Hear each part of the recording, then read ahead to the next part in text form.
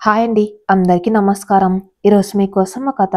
మరి కథలోకి వెళ్తే టైం తెల్లవారుజామున 4. అమ్మ నా రూమ్ లోపలికి వచ్చి నన్ను త్వరగా లెమ్మని పిలుస్తుంది. నేను అస్సలు నిద్రపోతే కదా మేలుకోవడానికి. ఆ విషయం అమ్మకి తెలియదు కదా, పిలుస్తూనే ఉంది.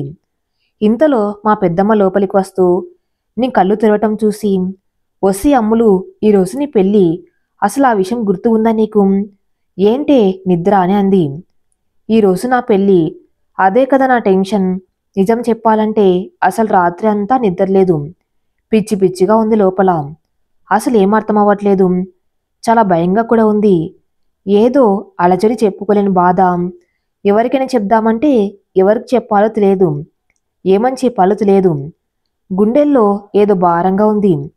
గుండె నార్మల్ స్పీడ్ కంటే 3 రెట్లు వేగంగా కొట్టుకుంటుంది. ఇది ఇప్పుడు స్టార్ట్ అయింది కాదు, ఒక నెల రోజుల కింద మొదలైంది. నేను అమూల్య బీటెక్ 4th ఇయర్ చదువుతున్నాను. అమ్మ నాన్న, నాకు ఒక అన్నయ్య, నా కాలేజీ, నా ఫ్రెండ్స్, అంతే నా ప్రపంచం. సరిగ్గా ఒక నెల రోజుల క్రితం ఒకరోజు నేను కాలేజీ నుండి ఇంటికి వచ్చాక, నాన్న నీతో ఏదో ఇంపార్టెంట్ విషయం మాట్లాడాలట, తొందరగా ఫ్రెష్ అయ్యరా అని అమ్మ చెప్పింది. నేను మా నాన్న దగ్గరికి వెళ్ళేసరికి నాన్న నా కోసమే ఎదురు చూస్తూ ఉన్నారనుకుంటాం. అమ్ములు తిన్నావా, కాలేజ్ ఎలా ఉంది అని అడుగుతూ ఉంటే ఏదో చెప్పాలని ఏదో అడుగుతున్నట్లు అనిపించింది. అన్నిటికీ ఆన్సర్ చెప్పేశాక అసలు ఏం చెప్పాలనుకున్నారు నాన్న అని అడిగా. అమ్ములు, నీకొక మ్యాచ్ వచ్చిందిరా. అబ్బాయి చాలా మంచోడు. వాళ్ళ ఫ్యామిలీ కూడా చాలా మంచోళ్ళు. మన గోపాల్ అంకుల్కి బాగా తెలిసిన వాళ్ళు. నిన్ను చూడ్డానికి వాళ్ళు వస్తారు. నీకు ఓకే కదా అని అడిగారు. నాకేం చెప్పాలో అర్థం కాలేదు. బట్ ఏదో ఒకటి చెప్పాలి కదా అని సరే మీ ఇష్టం అని చెప్పి లోపలికి వెళ్ళిపోయాను. తర్వాత అమ్మ చెప్పింది, వాళ్ళు నన్ను చూడ్డానికి ఈ సండే వస్తారని. అరే, ఇప్పుడే కదా చెప్పింది, ఇంత త్వరగా రావటం ఏంటి? వాళ్ళకేం పని పాట లేదా అనుకున్నాను నేను. కానీ లోపల చాలా టెన్షన్గా ఉంది. చూస్తూ ఉండగానే సండే వచ్చింది. ఇంకో గంటలో వాళ్ళు కూడా వస్తారట. ఇప్పుడే అమ్మ వచ్చి తొందరగా రెడీ అవ్వమని వార్నింగ్ ఇచ్చి వెళ్ళింది. నన్ను మా ఫ్రెండ్ స్వాతి రెడీ చేస్తుంది. నాకేదో చాలా చిరాగ్గా ఉంది. ఎవరు నన్ను చూడడం కోసం, నేను వాళ్ళకు అందంగా కనిపించడం కోసం రెడీ అవ్వటం. లాస్ట్ ఇయర్ మా ఫ్రెండ్ పెళ్ళికి వెళ్ళినప్పుడు గిఫ్ట్ పైనికి బాగా కనిపించాలి అని అందమైన కవర్ ప్యాక్ చేయడం గుర్తొచ్చింది నాకు. ఇంతలో బయట సౌండ్స్ రావటం స్టార్ట్ అయింది. మాటలు వినిపిస్తున్నాయి. అప్పుడు స్టార్ట్ అయింది నాలో భయం. నిజం చెప్తున్నా, గుండె వేగం పెరిగిపోతుంది. అమ్మ వచ్చింది నన్ను బయటకు తీసుకుని వెళ్ళడానికి. నా భయం ఇంకా పెరిగిపోయింది. చేతులు కాళ్ళు వణకడం కూడా తెలుస్తుంది నాకు. నా లైఫ్లో ఇంతవరకు నేనెప్పుడూ ఇంత భయపడలేదు. నిజం చెప్పాలంటే అది భయంతో కూడిన చిరాకు. మ్యూజియంలో బొమ్మని చూసినట్టుగా ఇప్పుడు వాళ్ళందరూ నన్ను చూస్తారు అనే ఆలోచనే నాకు చిరాకు తెప్పిస్తుంది. అయినా తప్పదు కదా. బయటికి వచ్చేసరికి మా పిన్ని వచ్చి కాఫీ కప్స్ ఉన్న ట్రే ఒకటి నా చేతుల్లో పెట్టి వాళ్ళకి ఇవ్వమంది. నేను ఇక అక్కడ ఉన్న ఎవరి మొహం చూడకుండానే వెళ్ళి ఒక్కొక్కరికి కాఫీ ఇస్తున్న భయం భయంగా. అక్కడ ఒక 10 మంది వరకు ఉన్నారు. ఇప్పటికే ఒక 7కి ఇచ్చేశాను.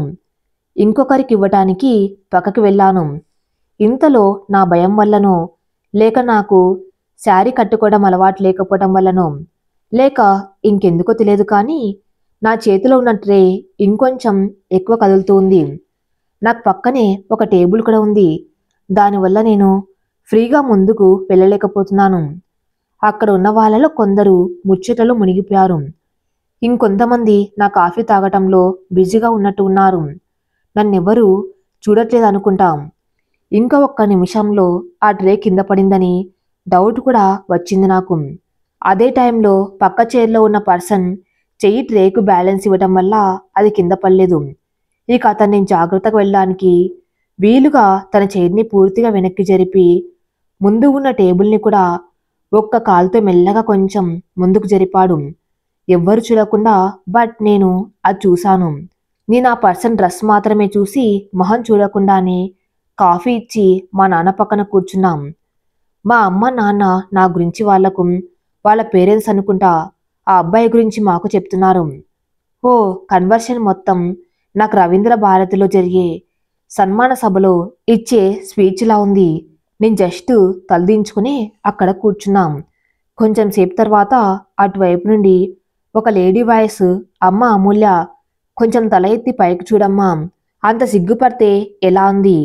ఆ వాయిస్ వచ్చిన వైపు తల ఎత్తి చిన్నగా నవ్వాను. నేను తన్ని చూసి నవ్వగానే ఆవిడకు నవ్వి, నన్ను తర్వాత అయినా చూడవచ్చు గాని ముందు మా వాణ్ణి చూడు అని నవ్వింది. అంతలో మా నాన్న, అమ్ము అబ్బాయిని చూడు అని చూపించాడు.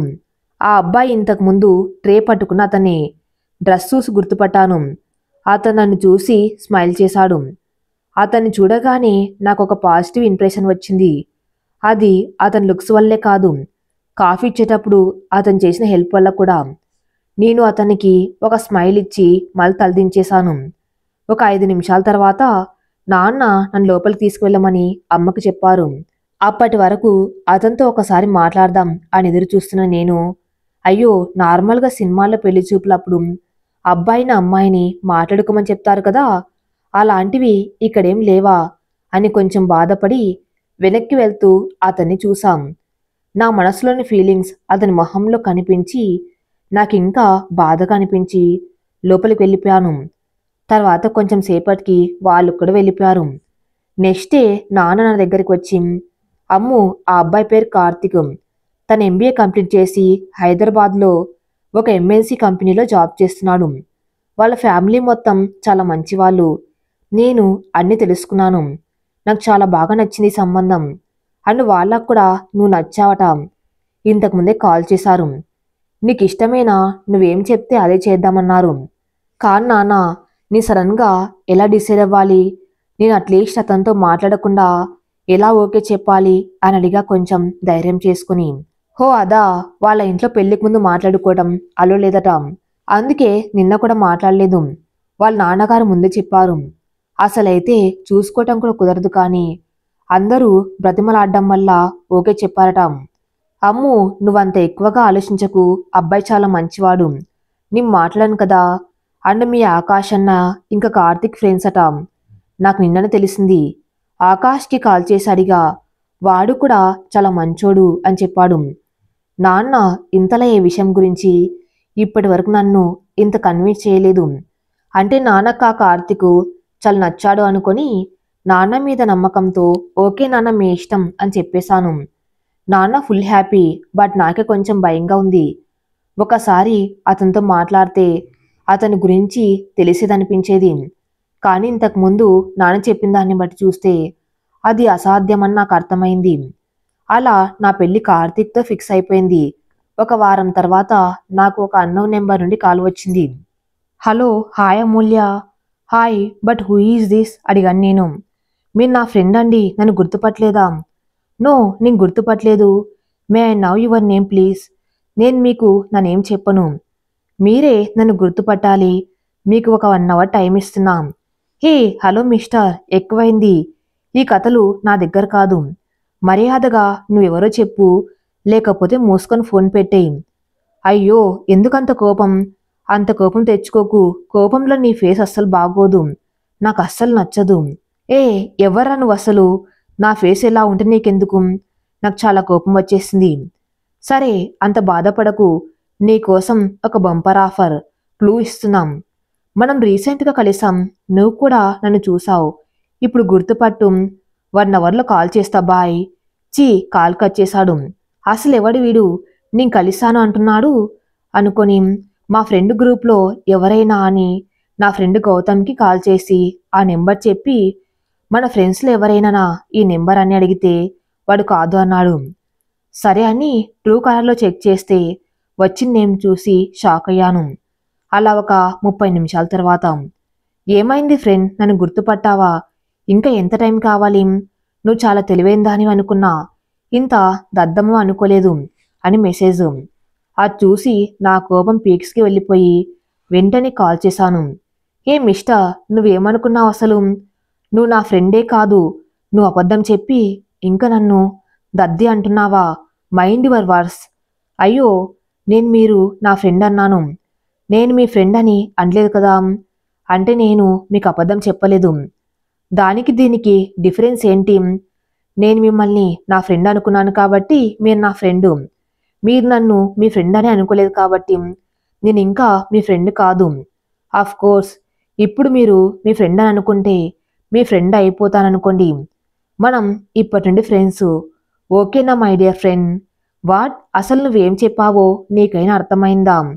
అందులో ఫ్రెండ్ అనే వర్డ్ తప్ప నాకేం అర్థం కాలేదు. అయినా నాకు నీతో ఈ పంచాయతీలన్నీ అవసరం లేదు.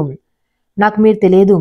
సో మీరు మర్యాదగా కాల్ కట్ చేసి మీ పని మీరు చూసుకుంటే నేను సంతోషిస్తాను. నాకు మళ్ళీ కాల్ చేయకండి, గుడ్ బై అని చెప్పి కాల్ కట్ చేసేసాం. ఒక 2 మినిట్స్లో మళ్ళీ కాల్ వచ్చింది. నాకు చాలా చిరాకు వచ్చి ఈ జిడ్డుగాడు వదిలేలా లేడు అనుకుని కాల్ కట్ చేసి వాడి నెంబర్ బ్లాక్ చేసేసాం. ఒక 5 నిమిషాల్లో అనదర్ న్యూ నెంబర్ నుండి మెసేజ్. హలో అండి, మీరు ఆ నెంబర్ బ్లాక్ చేస్తే నాకు ఇంకా నెంబర్స్ లేవనుకున్నారా? కాల్ చేయలేను అనుకున్నారా? అని నాకు మీ డీటెయిల్స్ చాలా తెలుసు. మీ పేరు అమూల్య, బీటెక్ 4th ఇయర్ చదువుతున్నారు, Tarunodaya engineering college, CSC, roll number 14TR1G0008. మీరు ఒక్కగానొక్క బెస్ట్ ఫ్రెండ్ ఉంది, తన పేరు స్వాతి. మీరిద్దరూ జిగిరి దోస్తులు. నిన్ను వీడని నీడని నేనే టైపు. నాకు నీ డీటెయిల్స్ తెలుసు మీ గురించి. మీరు ఇప్పుడు నా నెంబర్ అన్బ్లాక్ చేయకపోతే నెక్స్ట్ మీ ఇంటి అడ్రస్ తెలుసుకొని మీ ఇంటికి వస్తా, తర్వాత మీ ఇష్టం. నాకు కొంచెం భయమైంది. వీడెవడు అసలు నిజంగా ఇంటికి వస్తే ఎలా? నాన్నకి తెలిస్తే అమ్మో, నేనే చెప్తే అమ్మో వద్దు నన్ను అపార్థం చేసుకుంటే ఎలా? అమ్ము, నువ్వు చాలా స్ట్రాంగ్. నీ ప్రాబ్లమ్స్ని నువ్వే సాల్వ్ చేసుకుంటావు. ఎవడో కౌన్ కిస్కా గొట్టంగాడు కాల్ చేసి మాట్లాడితే భయపడితే ఎలా? అన్బ్లాక్ చేసి వాడిని కూల్గా డీల్ చెయ్యి అని నాకు నేను ధైర్యం చెప్పుకొని వాడి నెంబరు అన్బ్లాక్ చేసిన నెక్స్ట్ మినిట్ కాల్ వచ్చింది. చీ వెదవా, ఏ పని లేదనుకుంటా అని మనసులో అనుకొని అసలు నీ ప్రాబ్లం ఏంటి చెప్పు అని అడిగాం. నీ ఫ్రెండ్షిప్ కావాలి. ఎందుకు? మరంత గట్టిగా అడిగితే ఏం చెప్తాం అర్థం చేసుకోం. నాకు అంత అర్థం కాదు. నేను అర్థం చేసుకోవడం అనే సబ్జెక్ట్లో చాలా వీక్, నువ్వే చెప్పు. అయినా ట్రూ కలర్లో నా డీటెయిల్స్ చెక్ చేసి ఉంటావు కదా, అయినా అర్థం కాలేదా? అప్పుడు మళ్ళీ గుర్తు వచ్చింది నాకు ట్రూ కలర్లో చూసిన మ్యాటర్. మీకు చెప్పలేదు కదా, అక్కడ హస్బెండ్ ఆఫ్ అమూల్య అని ఉంది. వాడి ఇంటెన్షన్ అర్థమైనా నాకు అర్థమైనట్టు వాడికి తెలియాలి అని నాకు అనిపించలేదు. సో నేను చెక్ చేయలేదు అని అబద్ధం చెప్పేశాం. అయితే ఓపెన్గా చెప్తున్నా, యాక్చువల్లీ నేను లవ్ చేస్తున్నా. I love you. నువ్వు ఒప్పుకుంటే మీ ఇంట్లో మాట్లాడి నిన్ను పెళ్లి చేసుకుందాం అనుకుంటున్నాం. వాట్? లవ్వా? ఇంకా పెళ్ళా? అవునండి.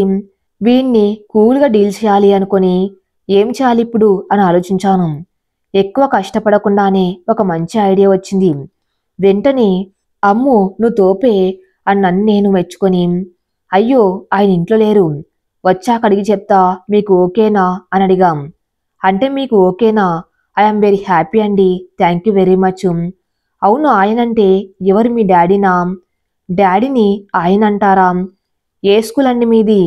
ఆయన అంటే నా హస్బెండు. వాట్? హస్బెండా? అంటే మీకు పెళ్ళయిందా? Silly question. పెళ్ళైతేనే కదా హస్బెండ్ ఉండేది. అయినా మీకోసం చెప్తున్నా, నాకు పెళ్ళయింది. అని నాకు 2 పిల్లలు కూడా ఉన్నారు. వాళ్ళ నేమ్స్ చిన్ని, బన్నీ. ఇప్పుడు వాళ్ళు పడుకున్నారు. ఏంటి? నిజమా? నాకు అబద్ధం చెప్పాల్సిన అవసరం ఏంటి అండి అని ఒక 2 చిన్నపిల్లలు పడుకొని ఉన్న ఫోటో పంపాను. అది మా ఆకాష్ అన్న పిల్లల ఫోటో. అయినా మీరు ఇంకా చదువుకున్నారు కదా, మరి పెళ్లి పిల్లలు ఏంటి అనుమానంగా అడిగాడు. నాకు ఇంటర్లోనే పెళ్ళైపోయింది, బట్ నాకు చదువుకోవటం ఇంట్రెస్ట్, సో చదువుకున్నాను. అయినా పెళ్ళైన వాళ్ళు చదువుకోకూడదు అని రాజ్యాంగంలో రాసి ఉందా ఏంటి? ఓ గాడ్, సో సారీ, నాకు తెలియదు మీకు పెళ్ళయిందని. మరి మీ హస్బెండ్ నేమ్ ఏంటి? ఏం చేస్తారు? అవసరమా వీడికి ఎదవా? అయినా వీడిని నమ్మినట్టే ఉన్నాడు. ఇప్పుడు వీడిని కూల్గా హ్యాండిల్ చేసి సరిపోతుంది అనుకొని, అయినా హస్బెండ్ నేమ్ ఏం చెప్పాలనుకుంటూ ఉంటే ఒక ఐడియా వచ్చింది.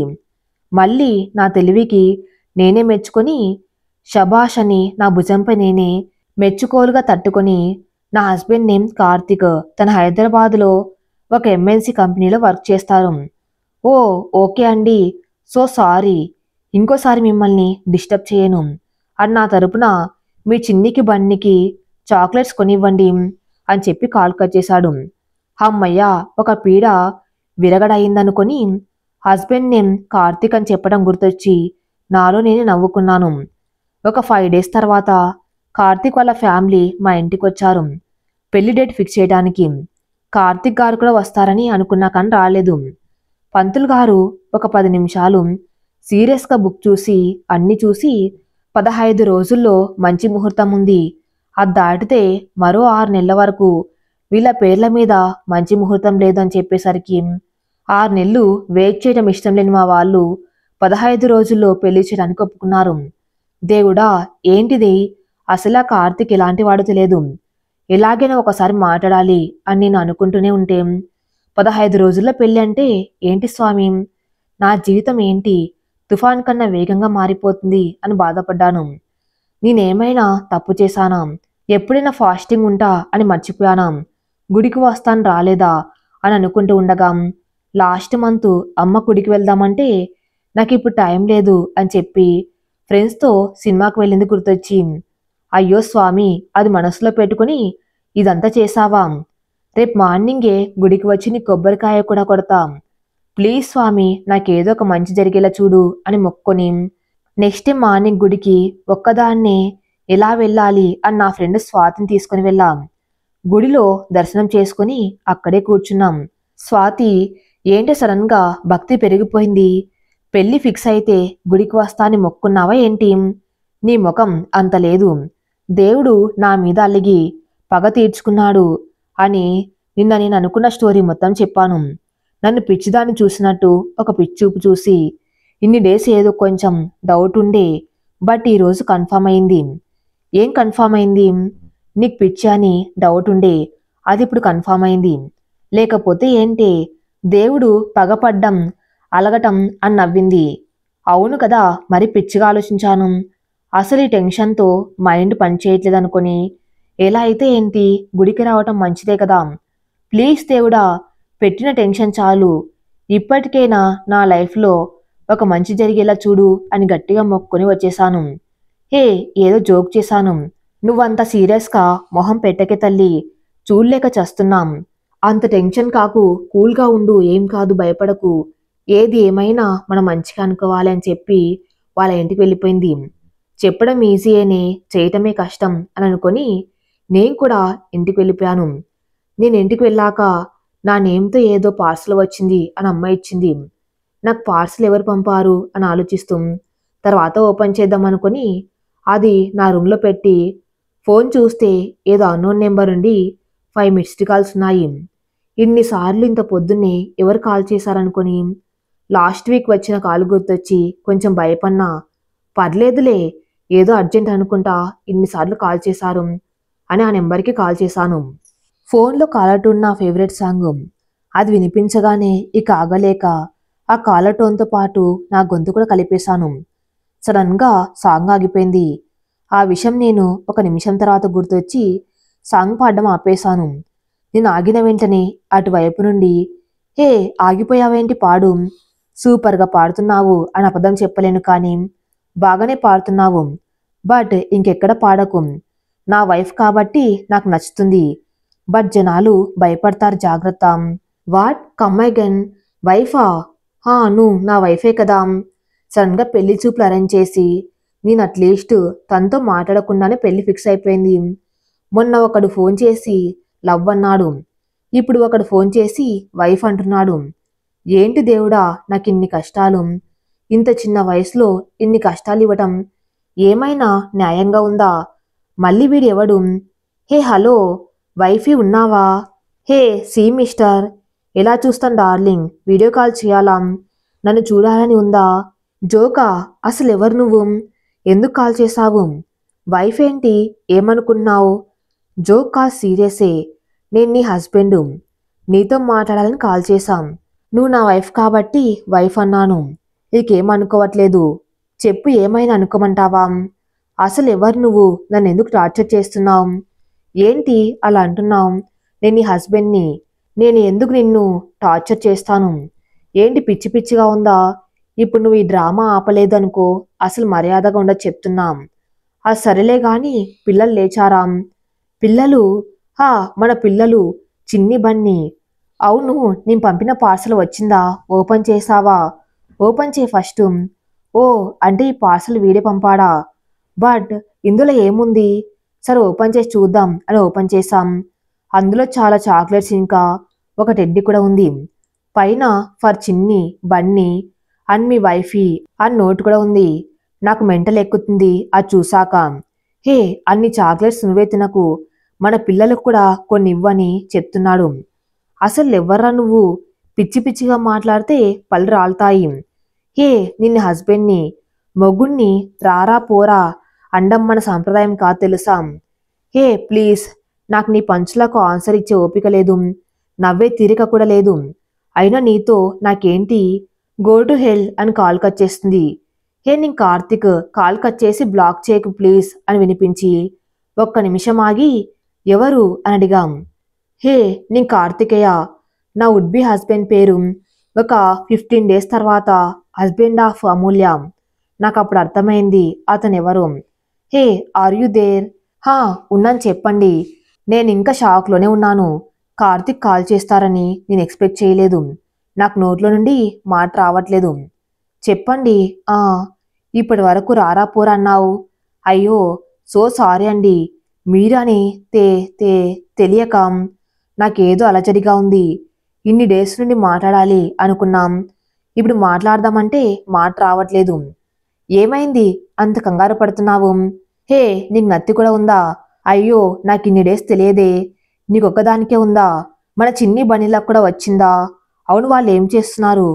ఒకసారి ఫోన్ ఇవ్వు మాట్లాడతాం. వాటేంటి, మొన్న నువ్వే చెప్పావు కదా చిన్ని బన్నీ మన పిల్లలు అని. ఇంకా పిక్కుడు పంపావు. అంటే ఆ రోజు కాల్ చేసింది మీరేనా? నీకింకా అర్థం కాలేదా? ఇప్పుడు అర్థమైంది. ఏమర్థమైంది? మీరు నాతో ఆడుకున్నారని. అయ్యో అలా కాదు, నేను కాల్ చేసి డైరెక్ట్గా నేనే అని చెప్దామని అనుకున్నాం. బట్ ఆ ఆకాష్ గాడి వల్లనే ఇదంతా జరిగింది. ఆకాష్ అన్ననా? మధ్యలో వాడెందుకు వచ్చాడు? మధ్యలో రాలేదు, ముందు నుండి ఉన్నాడు. నీ నెంబర్ ఇవ్వటానికి చాలా కండిషన్స్ పెట్టాడు. అందులో నీతో ఇలా ప్రాంక్ చేయడం కూడా ఒకటి. నీ నెంబర్ కోసం ఒప్పుకోవాల్సి వచ్చింది. And once again sorry. Hey it's okay అండి. థ్యాంక్ యూ ముజే మాఫ్ కర్నే కే లియే. అండ్ నేను కూడా సారీ. ఎందుకు?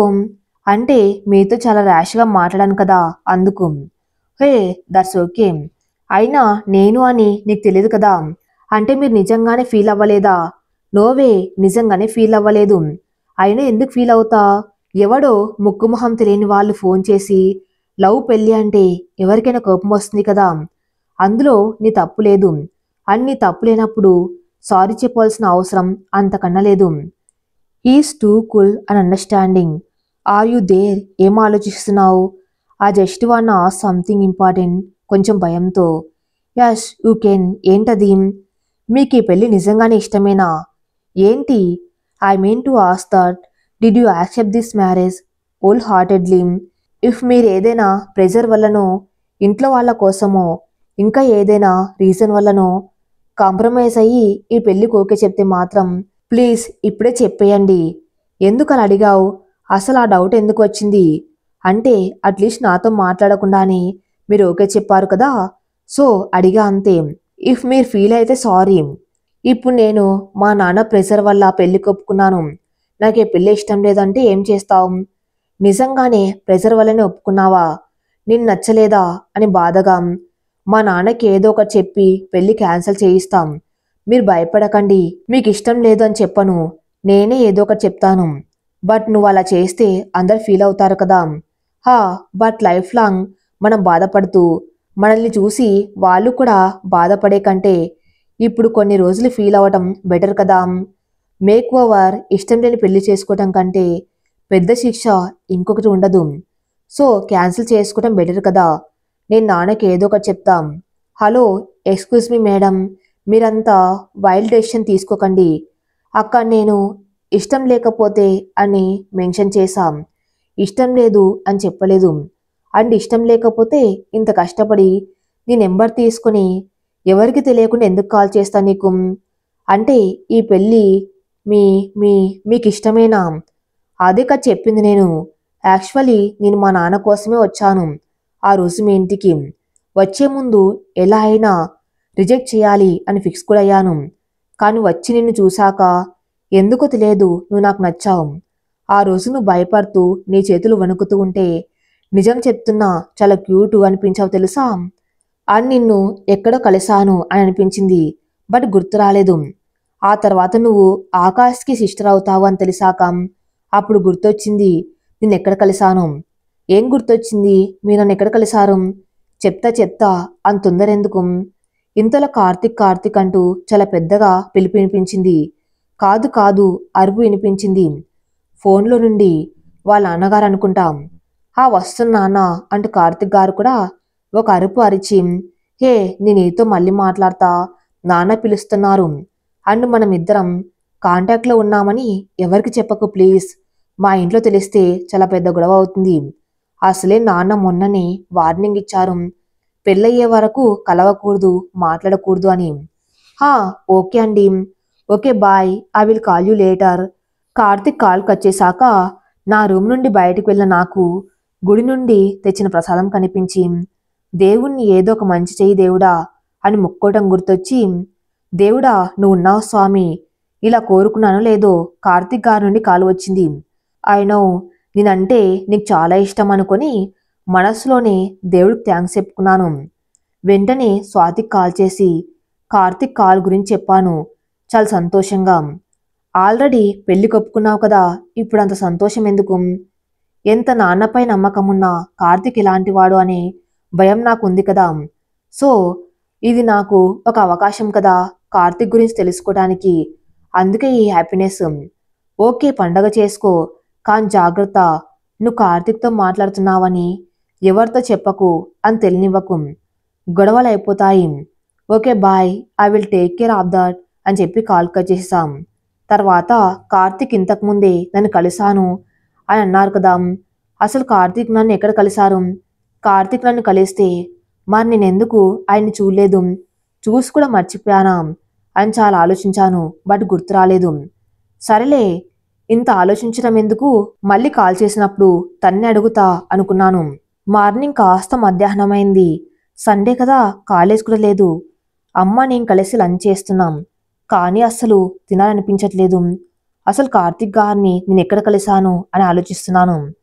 ఆ ఆలోచనతోనే ఏదో తినేసి తొందరగా నా రూమ్కి వచ్చేసాను. నార్మల్గా అయితే లంచ్ అయ్యాక అమ్మ నేను కలిసి ఏదో ఒక సినిమా చూడడం ఎవ్రీ సండే వచ్చే ఆచారం లాంటిది. కానీ ఈరోజు ఆ అలవాటుని బ్రేక్ చేసి రూమ్కి వచ్చేసాం. కార్తిక్ నుండి కాల్ వస్తుందేమో అని. కానీ కార్తిక్ గారి నుండి కాల్ రాలేదు కదా, ఒక మెసేజ్ కూడా రాలేదు.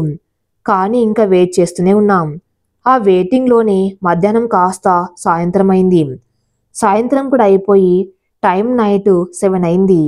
అయినా నేను వెయిట్ చేస్తూనే ఉన్నాను. కానీ కార్తిక్ నుండి కాల్ రాలేదు. నేను నా రూమ్ నుండి బయటకు వెళ్ళలేదు. అప్పుడే అమ్మ వచ్చింది నా కోసం.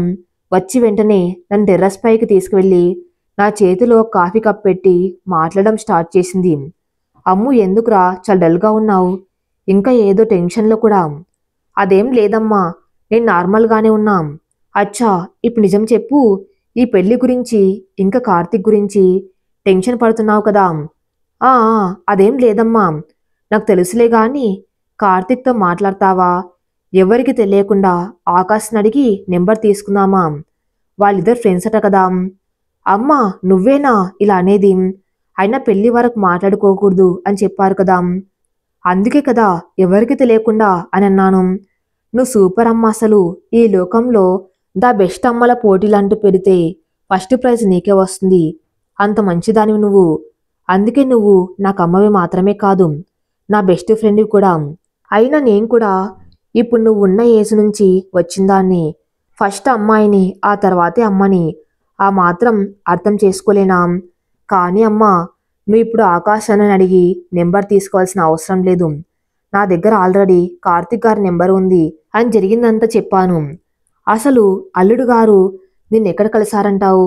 అల్లుడేంటి, ఇప్పటి వరకు కార్తిక్ అని అన్నావు కదా, అంటే తప్పేముంది, కాబోయే అల్లుడే కదా, ఇంకా కాలేదు కదా.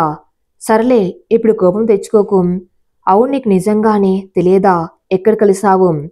నిజమమ్మా అని నువ్వెక్కువ ఆలోచించకు. ఆయన చెప్పిన వెంటనే నీకు చెప్తా, ఓకేనా?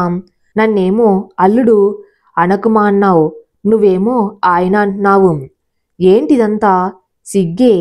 నా జన్మలో ఇలాంటి రోజు ఒకటి వస్తుందని నేను అస్సలు అనుకోలేదు. ఈరోజు వర్షం వస్తుందో ఏంటో, మీ నాన్న అంబ్రిల్లా అయినా తీసుకువెళ్ళలేదు. జోకులు ఆపమ్మా అండు, ప్లీజ్ అమ్మా. మేం మాట్లాడుకున్నామనే విషయం ఎవరికి తెలియకూడదు. నాకు కార్తీక్ గారు మరీ మరీ చెప్పారు. నాకు ఆ మాత్రం తెలియదా? నీకు కూడా ఏం తెలియనట్టే ఉండు, ఓకేనా? అయినా నాకేం తెలియదు, నువ్వేం చెప్పలేదు, నేనేం వినలేదు, ఓకేనా? థ్యాంక్స్ అమ్మా. అమ్ము సంతోషంగానే ఉన్నావు కదా?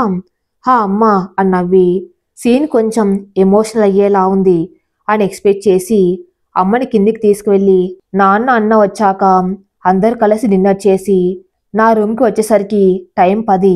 కార్తిక్ గారి నుండి కాల్ రాలేదు. ఇక ఓపిక పట్టలేక నేనే కాల్ చేద్దాం అనుకున్నా. బట్ బాగోదనిపించి పడుకుందామని ట్రై చేశాం. అస్సలు నిద్ర పట్టలేదు. కార్తిక్ నన్ను ఎక్కడ కలుసుకుంటారు అని ఆలోచిస్తున్నాను. అదేంటో నాకేదైనా విషయం పూర్తిగా తెలుసుకోకపోతే అసలు నిద్ర పట్టి చావదు. చాలా రోజుల నుంచి చూడాలి అనుకున్న మంచి సస్పెన్స్ థ్రిల్లర్ మూవీ చాలా ఇంట్రెస్టింగ్గా చూస్తున్నప్పుడు కరెంట్ పోయినట్టు ఉంది నా పరిస్థితి. ఆన్లైన్లో చూడవచ్చు కదా అనుకోకండి. ఆఫ్ మూవీయే ఆన్లైన్ మూవీ. స్ట్రీమింగ్ యాప్లో కూడా లేదనుకోండి. నెక్స్ట్ డే ఈవినింగ్ టైం 7 అప్పుడు వచ్చింది కార్తిక్ గారి నుండి కాల్. సో సారీ, నిన్న నీతో మాట్లాడుతూ ఉండగా నాన్న పిలిచి అర్జెంట్ పని ఉంది అని మా ఊరికి తీసుకువెళ్లారు. అక్కడ సిగ్నల్స్ అసలే లేవు. ఆ నాన్న కూడా నాతోనే ఉన్నారు. ఆఫ్టర్నూనే వచ్చాం. నువ్వు కాలేజ్లో ఉంటావని కాల్ చేయలేదు. I'm extremely sorry. నన్ను ఇంతసేపు వెయిట్ చేయించి ఇప్పుడు సారీ అట. అట్లీస్ట్ ఒక మెసేజ్ అయినా పంపవచ్చు కదా. చాలా కోపం వచ్చేసింది. బట్ నా కోపాన్ని చూపించడం ఇష్టం లేక అయ్యో పర్లేదు అని చెప్పాం. థ్యాంక్స్. ఇంత తొందరగా కూల్ అవుతావు అనుకోలేదు. మీరు అంకుల్కి చాలా భయపడతారనుకుంటాం. భయమా? నాకా? అస్సలు భయపడ్ను. మరి నేను భయపడ్ను, ఆయన భయపెట్టాలని చూస్తారు. సరేలే పాపం, మరి అంత ట్రై చేస్తున్నారు కదా, నేను భయపడకపోతే ఫీల్ అవుతారని నేను కూడా భయపడినట్టు యాక్ట్ చేస్తానంతే. దీన్నే కొన్ని ప్లేసెస్ కవరింగ్ అంటారు. హే నవ్వకు. నిజం చెప్పాలంటే అది భయం కాదు, గౌరవం. I respect him lot. Okay, ఎక్కడ కలిసారో అని అడగాల వద్దా? అవును, ఎక్కడ ఉన్నావు? అదే మనం కలిసామన్నారు కదా అక్కడ. ఏంటి అక్కడ నువ్వేం చేస్తున్నావు? ఎప్పుడు వెళ్ళావు అక్కడికి? ఒక్కదానే వెళ్ళావా? సేఫ్గానే ఉన్నావా? అయినా నీకు గుర్తుందా ఎక్కడికి కలిసామో? అయ్య బాబోయ్, ఇన్ని క్వశ్చన్సా? నాకు తెలియదు మనం ఎక్కడ కలిసామో. మరక్కడ ఉన్నా అన్నావు అంటే నిన్న మన కన్వర్షన్లో ఎక్కడ ఉన్నాం, ఎక్కడి వరకు మాట్లాడుకున్నాం అని అడిగారనుకొని అలా చెప్పాం. నువ్వు చాలా సీరియస్గా దాని గురించి ఆలోచించావు అనుకుంటాం. హా అవును, అసలే నేను సస్పెన్స్ తట్టుకోలేను. ప్లీజ్ ఇప్పుడు చెప్పండి, మనం ఎక్కడ కలిసాం? నువ్వు 1 ఇయర్ బ్యాక్ ఆకాష్ వాళ్ళ పిల్లల ఫస్ట్ బర్త్డేకి వెళ్ళావు కదా. హా వెళ్ళాను. వెళ్ళటం వరకు ఓకే. రిటర్న్ ఎలా వచ్చావు మీ ఇంటికి? ట్రైన్లో. చా, నేను ఇంకా నడిచి అనుకున్నాం. అది కాదు, రైల్వే స్టేషన్ వరకు ఎలా వచ్చాం? రిషి అన్న, ఆకాష్ అన్న ఫ్రెండ్ కజిన్ కూడా డ్రాప్ చేశారు. ఆ రోజు ఆ కారులో ఇంకెవరైనా ఉన్నారా? ఒక అతను డ్రైవింగ్ చేస్తూ ఉంటే మేబీ రిషి అన్న డ్రైవర్ అనుకుంటాం. అయినా అదంతా ఎందుకు అడుగుతున్నారు? మీరు నన్ను ఎక్కడ కలిసారు అనేది చెప్పండి. ఏంటి డ్రైవరా? నేను నీకు డ్రైవర్లా కనిపించానా? ఆ డ్రైవర్ మీరేనా? సారీ అంటే డ్రైవింగ్ చేస్తుంది మీరేనా? కానీ మరి డ్రైవర్ అనుకోవటం ఏంటి? సో సారీ, నేను అస్సలు ఆ రోజు మిమ్మల్ని గమనించలేదు అని మీరు చాలా సైలెంట్గా ఉండటం వల్ల డ్రైవర్ అని అనుకున్నాను.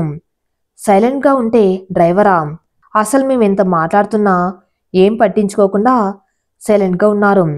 పక్కన జరిగేవి ఏం పట్టినట్టు అంతఃకర శుద్ధితో డ్రైవింగ్ చేస్తూ డ్రైవర్ అని అనుకుంటారు అని మనసులో అనుకొని, అయ్యో అలా అని కాదు, ఐఎమ్ సో సారీ. అయ్యో డ్రైవర్కి అన్నిసార్లు సారీ చెప్పాల్సిన అవసరం లేదులేండి మేడం. ప్లీజ్ కార్తిక్ గారు, I'm extremely sorry. It's okay, పర్లేదులే. మీరు ఫీల్ అవ్వట్లేదు కదా? లేదు, ఏం ఫీల్ అవ్వట్లేదు. యాక్చువల్లీ రిషి చాలా ఫోర్స్ చేస్తే చిరాగ్గా వచ్చాను నేను డ్రాప్ చేయడానికి. బట్ హాఫ్ జర్నీ చేసిన ఆ 40 మినిట్స్ తర్వాత అక్కడ జరిగిన సిచ్యువేషన్స్ వల్ల నువ్వు నాకు రియల్గా చాలా నచ్చావు. చాలా మంచి అమ్మాయి అనే ఒక మంచి ఒపీనియన్ వచ్చింది. ఆ తర్వాత నేను నా జాబ్ కోసం బెంగళూరు వెళ్ళిపోయాను. సో నిన్ను కూడా మర్చిపోయాను. ఓ సో మళ్ళీ మొన్న పెళ్లి చూపులప్పుడు చూసిన తర్వాత గుర్తొచ్చిందన్నమాట. హా ఎగ్జాక్ట్లీ. ఇంతకుముందు నువ్వు నన్ను అడిగావు కదా, దానికి ఆన్సర్ కూడా ఇదే. మొన్న నిన్ను చూసినప్పుడు నువ్వు నాకు అండ్ మా ఫ్యామిలీకి చాలా నచ్చావు. అండ్ 1 ఇయర్ బ్యాక్ మన 40 మినిట్స్ జర్నీలో నీ గురించి వచ్చిన ఒపీనియన్ వల్ల నీతో మాట్లాడకుండానే ఈ మ్యారేజ్కి యాక్సెప్ట్ చేశాను. ఇప్పుడు చెప్తున్నా, accepted for this marriage wholeheartedly. Clear అయ్యాయా మీ డౌట్స్? హా బట్ ఈ జర్నీలో నేను మీకు ఎందుకు నచ్చానో చెప్తారా కొంచెం? నువ్వు నాకు ఎందుకు నచ్చావో చెప్పాలంటే స్టోరీ మొత్తం మళ్ళీ చెప్పాలి. నీకు ఓకేనా? చాలా టైం పడుతుంది మరి. ఓకే పర్లేదు. నిన్న నైట్ అంతా జర్నీ చేయటం, మార్నింగ్ నుండి ఆకాష్కి హెల్ప్ చేయటం వల్ల చాలా అలసిపోయి ఇంకా చిరాగ్గా కూడా ఉన్నాను నేను. నా చిరాకులో నేను ఉంటే రిసీవ్ వచ్చి ఎవరినో స్టేషన్లో డ్రాప్ చేయాలి రారా అని బ్రతిమలాడడంతో ఇక తప్పక ఎవరినో స్టేషన్కి తీసుకెళ్ళడం కోసం వెయిట్ చేస్తూనే ఉన్నాం. సరిగ్గా 20 నిమిషాల తర్వాత వచ్చింది ఒక అమ్మాయి. నేను తన్ని చూడకుండానే కారు ఎక్కి డ్రైవింగ్ సీట్లో కూర్చున్నాం. నా పక్కనే రిషి. వెనక సీట్లో ఆ అమ్మాయి కూర్చోగానే కారు స్టార్ట్ చేశాం. వాళ్ళు కూడా ఇప్పుడే మాట్లాడడం స్టార్ట్ చేశారు. ఏం బోండం నువ్వు ఇప్పుడు అంత అర్జెంటుగా ఒక్కదానివే ఇంటికి వెళ్ళం ఎందుకే? తర్వాత అమ్మ వాళ్ళతో వెళ్ళొచ్చు కదా. ఆకాష్కి రిషి కజిన్స్, సో అమ్ముకు కూడా అన్నయ్య అవుతాడు. నన్నే బోండమంటావా? చెప్తా వీడి పని. మా ప్రిన్సిపల్ పర్మిషన్ ఇవ్వలేదన్నా. నువ్వు ఇంకా 5th క్లాస్ చదువుతున్నా అనుకుంటున్నావా? పర్మిషన్ తీసుకోవడానికి బీటెక్ చదువుతున్నా. కొంచెం ఎదగవే, థింక్ బిగ్. కాలేజ్ కోసమైతే నేను పర్మిషన్ ఎందుకు అడుగుతాం? మరి ఎగ్జామ్ ఉంది అయినా పర్మిషన్ అడిగా.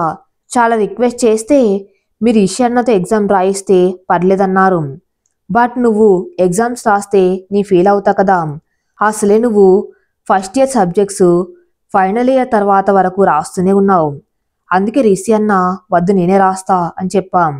ఇప్పుడు అందుకే అర్జెంటుగా వెళ్ళవలసి వచ్చింది. అవునన్నా, అడగటం మర్చిపోయాం. ఈ మధ్య హెయిర్ ఫాల్ ఎక్కువైనట్టు ఉంది. వదిన్ని తలపైన కొడ్డం తగ్గించమని చెప్పకపోయావా? నన్ను మీ వదిన తలపై ఏం కొట్టట్లేదు. అయ్యో అన్నా ఏడవకు ప్లీజ్. నీ వదినకి చెప్తా నిన్ను కొట్టమని. అయిన కష్టాలు మనసులు కాకపోతే ఎవరికి వస్తాయి? బాధపడకన్నా ప్లీజ్. చీచీ నీతో మాట్లాడుతున్నా చూడు, నాకు బుద్ధి లేదు. అన్నా అసలు నువ్వు సూపర్ తోపు, కత్తి తురిమై. నీకు బుద్ధి లేదు అని నిజాన్ని అలా ఎలా ఒప్పుకోగలిగావు? ఈ అమ్మాయి ఏంటి ఇంత ఎక్కువగా మాట్లాడుతుంది? అసలు ఈ అమ్మాయికి నోరు నొప్పి పుట్టదా? మాట్లాడుతూనే ఉంటుందా? కొంచెం సైలెంట్గా ఉండవచ్చు కదా అనుకుంటాడు కార్తీకం. నీకు దండం తల్లి. అయినా ఇప్పుడు నన్నెందుకు ఇలా చంపుతున్నావు? లేకపోతే నన్ను బోండమంటావా? దానికై ఇదంతా ఇంకోసారి అనను. కానీ ఆ కామెంట్స్ ఆపు, తట్టుకోలేకపోతున్నాం. అయితే అమ్ము సారీ, నువ్వు గ్రేట్ అని చెప్పు. ఒక డైరీ మిల్క్ సిల్క్ కొనివ్వు, అప్పుడు క్షమిస్తాం. సరే. అయ్యే బాబోయ్, తొందరగా డ్రాప్ చేసి వెళ్ళి కాసేపు పడుకోవాలి. ఈ అమ్మాయి వాగుడికి నా బుర్ర పాడైపోయేలా ఉంది అనుకొని కార్ స్పీడ్ పెంచేశాం. వాళ్ళు ఇంకా ఏదో మాట్లాడుతూనే ఉన్నారు. అలా స్పీడ్గా ఇంకో 5 నిమిషాలు డ్రైవ్ చేశాక సడన్గా ఒక అమ్మాయి నా కారు ముందుకు రావటంతో బ్రేక్ వేసి కారు ఆపేశాం. ఆ అమ్మాయికి ఏమైందో అని చాలా భయం వేసింది. నేను రిసి వెళ్ళి ఆ అమ్మాయికి ఏం కాకపోవటంతో కాస్త రిలాక్స్ అయ్యి ఆ అమ్మాయిని ఎక్కడికి వెళ్తారు, డ్రాప్ చేస్తాం అని అడిగాం. ఆ అమ్మాయి వద్దని చెప్పినా మేము చాలా రిక్వెస్ట్ చేసేసరికి బస్టాండ్లో డ్రాప్ చేయమని చెప్పింది. నేను రిసి ముందు కూర్చున్నాం. ఆ అమ్మాయి అమూల్య పక్కన కూర్చుంది. స్టేషన్కి వెళ్ళే దారిలోనే బస్టాండ్ ఉండటం వల్ల తన్ని బస్టాండ్లో డ్రాప్ చేసి అమ్ముని డ్రాప్ చేద్దాం అని చెప్పారు రిషి. అప్పుడే అమ్ము అండ్ ఆ అమ్మాయి మాట్లాడుకోవడం స్టార్ట్ చేశారు. హాయ్, దిస్ ఈజ్ అమూల్య. నేను బీటెక్ చేస్తున్నా. నువ్వు? పూజ నా బీటెక్ అయిపోయింది. ఇప్పుడు జాబ్ కోసం చూస్తున్నా. అమూల్య తన్ని ఇంకా ఏవేవో అడుగుతుంది. తనకేవో చెప్తుంది. పాపం పూజ చాలా అన్కంఫర్టబుల్గా ఉన్నట్టు అనిపించింది నాకు. అయినా పూజ మాట్లాడుతూనే ఉంది. అసలు ఈ అమూల్యకి ఏమైనా పిచ్చా? కామన్ సెన్స్ అనేదే లేదా ఈ అమ్మాయికి? పూజ డీటెయిల్స్ అన్నీ తెలుసుకుని ఏం చేస్తుంది? ఇంకో 5 నిమిషాలు అమూల్య మాట్లాడడం, పూజ ముక్తసరిగా ఆన్సర్స్ ఇవ్వటం, రిషి ఫోన్లో బిజీగా ఉండటం, నీ మనసులోనే అమూల్యం తిట్టుకోవటం జరిగాక, అవును పూజ, నువ్వెందుకు కావాలని కారుకి అడ్డంగా వచ్చావు? వాట్, కావాలని రావటం ఏంటి? ఎవరైనా అలా వస్తారా? అసలు ఆ అమ్ముకు బుద్ధి లేదు అనుకుంటాడు కార్తిక్. నే నే నే నేను కావాలని రాలేదు అంటుంది తడబడుతూ. నేను నిన్ను కారు చాలా దూరంగా ఉండగానే చూసా. నువ్వు కళ్ళు మూసుకొని కారుకి అడ్డంగా ఉండటం. ప్లీజ్ పూజ చెప్పు, ఏమైంది? ఎందుకలా చేశావు? అవును, నేను సూసైడ్ చేసుకోవాలనుకున్నా. ఏంటి, ఈ పూజ సూసైడ్ చేసుకోవాలనుకుందా? కళ్ళు మూసుకొని కారుకు అడ్డంగా ఉందా? నేను గమనించలేదు. ఈ అమ్ము పిచ్చిదనుకున్నా. తెలివి కూడా ఉందే. నువ్వు సూసైడ్ చేసుకుందాం అనుకున్నావా? ఏమ్మా, చావడానికి నీకు మా కారే దొరికిందా? రిషి అన్న, నువ్వు కొంచెం సైలెంట్గా ఉండు ప్లీజ్ అంటుంది అమ్ము. అప్పుడే నేనేదో అడుగుదామనుకునే లోపు అమూల్య రిషిని సైలెంట్గా ఉండమని చెప్పడంతో నేను కూడా ఆగిపోయాం. పూజని హక్ చేసుకుని, ప్లీజ్ పూజ ఏడవకు, ప్లీజ్ ఎందుకు అలా చేశాం? ప్లీజ్ చెప్పు, అసలు నీ ప్రాబ్లం ఏంటి? నాకు చాలా కష్టాలు ఉన్నాయి. నేను చాలా అన్లక్కీ. నేను ఒక అబ్బాయిని చాలా సిన్సియర్గా లవ్ చేశాం. తను నాతో ఒక 4 రోజుల నుండి సరిగ్గా మాట్లాడడం లేదు. అసలు ఏమైందో అని ఎంక్వైరీ చేస్తే తనకి ఒక 15 డేస్ బ్యాక్ ఎంగేజ్మెంట్ అయింది. ఇంకో 20 డేస్లో పెళ్ళి అని తెలిసింది. చాలా బాధపడ్డాను. ఆ విషయం మర్చిపోయి ఏదైనా జాబ్ వస్తే జాబ్ చేసుకుంటూ అమ్మ వాళ్ళకి హెల్ప్ చేస్తూ ఉందామనుకుంటే ఎన్ని ఇంటర్వ్యూలకు వెళ్ళినా జాబ్ రావట్లేదు. ఇంట్లో అమ్మ వాళ్ళు, నీకు జాబ్ కూడా రావట్లేదు కదా, ఇంటికి వచ్చేయి, బావకి నీకు పెళ్లి చేస్తామంటున్నారు. నాకు ఇప్పుడే పెళ్లి చేసుకోవటం ఇష్టం లేదు. ఏం చేయాలో అర్థం కావటం లేదు. అందుకే సూసైడ్ చేసుకుందాం అనుకున్నాం. కష్టం వచ్చిన ప్రతి ఒక్కరూ సూసైడ్ చేసుకుంటే ఈ భూమి పైన 80% జనాలు ఆల్రెడీ దేవుడి దగ్గర ఉండేవాళ్ళు. అందరికీ కష్టాలు ఉంటాయి పూజ, కానీ సూసైడ్ చేసుకోవటం మాత్రమే ఆప్షన్ అనుకోవద్దు. ఎవరికి ఏం కష్టాలు లేవు, అందరు హ్యాపీగా ఉన్నారు. నాకే చాలా కష్టాలు ఉన్నాయి అంటుంది పూజ. అయ్యో అలా కాదు, అందరికీ కష్టాలు ఉంటాయి. అక్కడ ఆ చెరుకు రసం బండి తాత చూడు, ఆ ఏజ్లో అంత కష్టపడుతున్నాడు అంటే పాపం ఆయనకెంత అవసరం ఉందో. రిషి అన్నం చూడు, వదన కొట్టి కొట్టి జుట్టు మొత్తం ఊడిపోయింది అంటుంది అమ్ము. నిజమేనా అన్నట్టు చూసా రిషి వైపు. ఏ కాదు అని సైగ చేశారు రిషి. అంతెందుకు, నన్ను చూస్తే అమ్ముకి ఏ ప్రాబ్లమ్స్ లేవు, చాలా హ్యాపీగా ఉంది అని అనిపిస్తుంది కదా. అవును, కానీ అది నిజం కాదు, నాకు చాలా ప్రాబ్లమ్స్ ఉన్నాయి. దీనికి ఏం కష్టాలు వచ్చాయబ్బా అనుకుంటారు రిషి. మా అమ్మ వాళ్ళు నన్ను అడాప్ట్ చేసుకున్నారు. అందుకే మా అన్న చిన్నప్పటి నుండి వాడి హోంవర్క్ మొత్తం నాతోనే రాయిస్తాడు. నేను కాలేజ్కి వెళ్ళడం ఇష్టం లేక నన్ను మా అమ్మ డైలీ కొడుతుంది. మా ఇంట్లో డైలీ వంట చేయటం, ఇల్లు క్లీన్ చేయటం, బట్టలు వాష్ చేయటం, అన్ని పనులు నాతోనే చేయిస్తారు. అన్ని పనులు చేసి డైలీ 6 కిలోమీటర్లు నడిచి కాలేజ్కి వెళ్తాను. ఇప్పుడు కూడా నన్ను డబ్బులు ఎక్కువ ఉన్నాయని సెకండ్ పెళ్లి అతనికిచ్చి పెళ్లి చేయాలని చూస్తే ఎలా తప్పించుకోవాలా అని ఆలోచిస్తున్నాం. నిజంగా నీకు నాకంటే ఎక్కువ ప్రాబ్లమ్స్ ఉన్నాయా? పాపం నిన్ను చూస్తే జాలి వేస్తుంది నాకు. పాపం ఈ అమ్మాయికి ఎన్ని కష్టాలు ఉన్నాయి, అయినా ఇప్పటి వరకు అంత నవ్వుతూ ఉంది. అమ్ము చాలా గ్రేట్ అనుకుంటాడు కార్తీక్. దేవుడా, ఎన్ని అబద్ధాలు ఆడుతున్నావే, అయినా ఈ కార్తీక్ గాడేంటి అలా చూస్తున్నాడు? అయ్యో, కళ్ళల్లో నీళ్లు కూడా వచ్చేసాయి. పాపం వీడు దాని మాటలు నమ్మి చాలా ఫీల్ అవుతున్నట్టు ఉన్నాడు అనుకుంటారు రిషి. నువ్వు చాలా లక్కీ పూజ, నీ దగ్గర నిన్ను చాలా ప్రేమించి మీ అమ్మ నాన్న ఉన్నారు.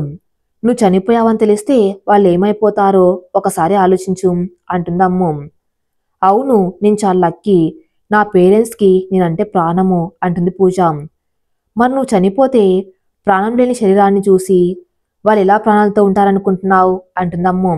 నీ లైఫ్ నీ పేరెంట్స్ నీకు ఇచ్చింది, నువ్వు దాన్ని తీసుకునే హక్కు నీకు లేదు. సూసైడ్ చేసుకునే ముందు ఒకే ఒక నిమిషం వాళ్ళ గురించి ఆలోచిస్తే లైఫ్లో మళ్ళీ ఇలాంటి ఆలోచన నీకు రాదు.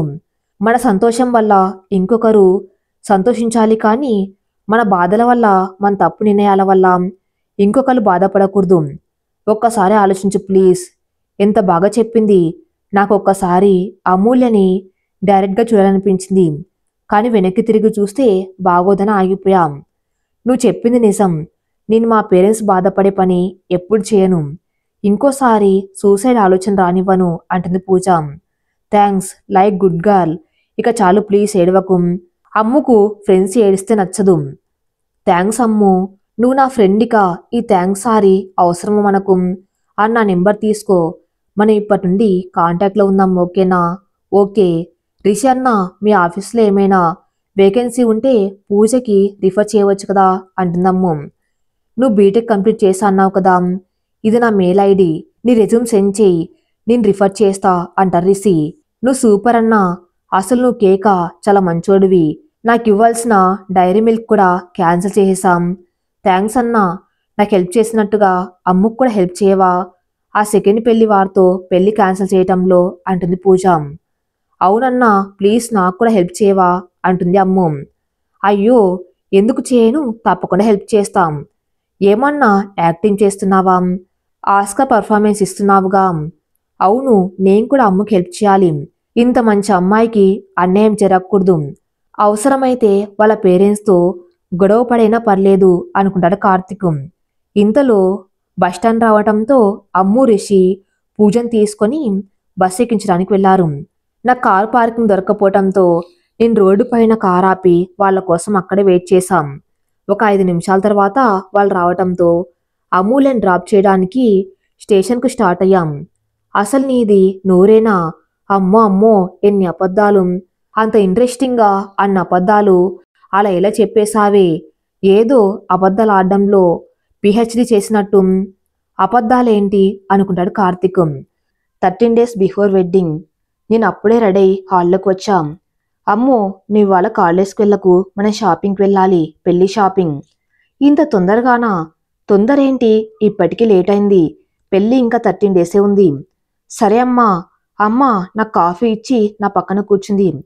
అవును అల్లుడు గారు, నిన్నెక్కడ కలిసారు చెప్పారా? ఎగ్జైటింగ్ అడుగుతుందమ్మా. ఏంటమ్మా ఇంత ఎగ్జైట్మెంట్ నీకు? కార్తిక్ గారు నాకు చెప్పారు, బట్ నేను నీకు చెప్పను. ప్లీజ్ రా చెప్పు, మనం బెస్ట్ ఫ్రెండ్స్ కదా. నేను సస్పెన్స్ని తట్టుకోలేని తెలుసు కదా నీకు. సరేలే అని మా అమ్మని 1 year వెనక్కి తీసుకువెళ్ళి స్టోరీ మొత్తం చెప్పేశాం. ఆ అబద్ధాలు డీటెయిల్గా చెప్పలేదు, చెప్తే చంపేస్తాది అని భయం వేసి జస్ట్ నాకు చాలా కష్టాలు ఉన్నాయి అని కొన్ని అబద్ధాలు చెప్పా అని మాత్రమే చెప్పాను. ఓ, చాలా పెద్ద స్టోరీయే ఉంది. అయినా నువ్వు మరీ టూ మచ్. ఆ అబ్బాయిని అట్లీస్ట్ గమనించకపోవడం, పైగా డ్రైవర్ అనుకున్నా అని డైరెక్ట్గా చెప్పావు. పాపం ఫీల్ అయ్యారు కావచ్చు. సారీ చెప్పేశా, అయినా ఆయనేం అనుకోలేదులే. అబ్బో ఆయన పాపం, అందరూ మీది అరేంజ్డ్ మ్యారేజ్, మీరొకరితో ఒకరు మాట్లాడుకోవట్లేదు అనుకున్నారు. బట్ వాళ్ళకు తెలియదు మీది ఒక రకంగా లవ్ మ్యారేజ్ అని. ఆ పెట్టి అందేం. హలో మేడం, ఇది కొంచెం ఎక్కువైంది, ఇక ఆపై ఆ topic.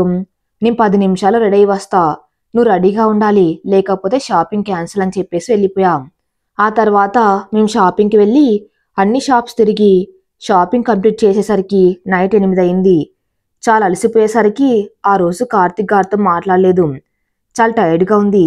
I will talk to you tomorrow అని మాత్రం మెసేజ్ చేశాం. వెంటనే రిప్లై వచ్చింది, no problem, take rest, good night అని. Next day 12 days before wedding evening నేనే కాల్ చేశా కార్తిక్ గారికి. హాయ్, ఎలా జరిగింది నిన్న షాపింగ్? సూపర్. Oh good. అయితే షాపింగ్ పని అయిపోయిందన్నమాట. అవ్వలేదు, ఇంకా చాలా షాపింగ్ ఉంది, రేపు వెళ్తున్నాం మళ్ళీ. ఇంకానా? నిన్న మొత్తం చేశారుగా. బట్ రేపు అత్తయ్య వాళ్ళతో షాపింగ్. అత్తయ్య అంటే అంటే మీ అమ్మ వాళ్ళతో. ఓ, అంటే రేపు మీతో మా అక్క కూడా వస్తుంది కావచ్చు. దాంతో కొంచెం జాగ్రత్త, మనం మాట్లాడుకుంటున్నాం అని దానికి డౌట్ రాకూడదు. అసలే దాంది CBI brain. Oh okay, I will take care of that. అవును, నన్ను అడిగావు కానీ నువ్వు చెప్పలేదు. నాకు నీ ఒపీనియన్ ఏం చెప్పలేదు. నాకు ఈ పెళ్ళి ఇష్టమేనా అని అడిగావు, నేను చెప్పాను కూడా. మరి నీకు? నేను సైలెంట్గా ఉన్నా. ఓయ్ చెప్పు, నీకు ఇష్టమేనా నన్ను పెళ్లి చేసుకోవడం అంటాడు కార్తిక్. ఇష్టమే అంటుంది. అలా కాదు, క్లియర్గా చెప్పు ప్లీజ్ అంటాడు కార్తిక్. అంటే మా నాన్న చెప్పారనే ఒప్పుకున్నాను. మీతో ఒకసారి మాట్లాడాక డెసిషన్ తీసుకోవాలనిపించింది, అది వీలు కాలేదు. వీలు కాదని నాన్న చెప్పాక తెలిసింది. బట్ నీపై ఒక మంచి ఒపీనియన్ అయితే ఉంది. సో నాకు అబ్జెక్షన్ లేదు. మంచి ఒపీనియన్ అంటే ఎలా వచ్చింది ఆ ఒపీనియన్ అంటాడు కార్తీక్. అంటే ఆ రోజు కాఫీ ట్రే పడిపోకుండా పట్టుకున్నారు కదా. ఇంకా నేను వెళ్ళడానికి టేబుల్ జరపడం కూడా నేను చూశాను. ఐ నో అవన్నీ చాలా చిన్న విషయాలు.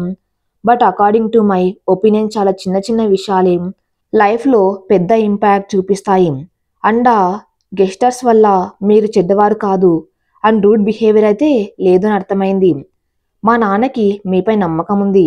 నాకు మా నాన్నపై నమ్మకం ఉంది. అప్పుడు అందుకే ఒప్పుకున్నా. అండ్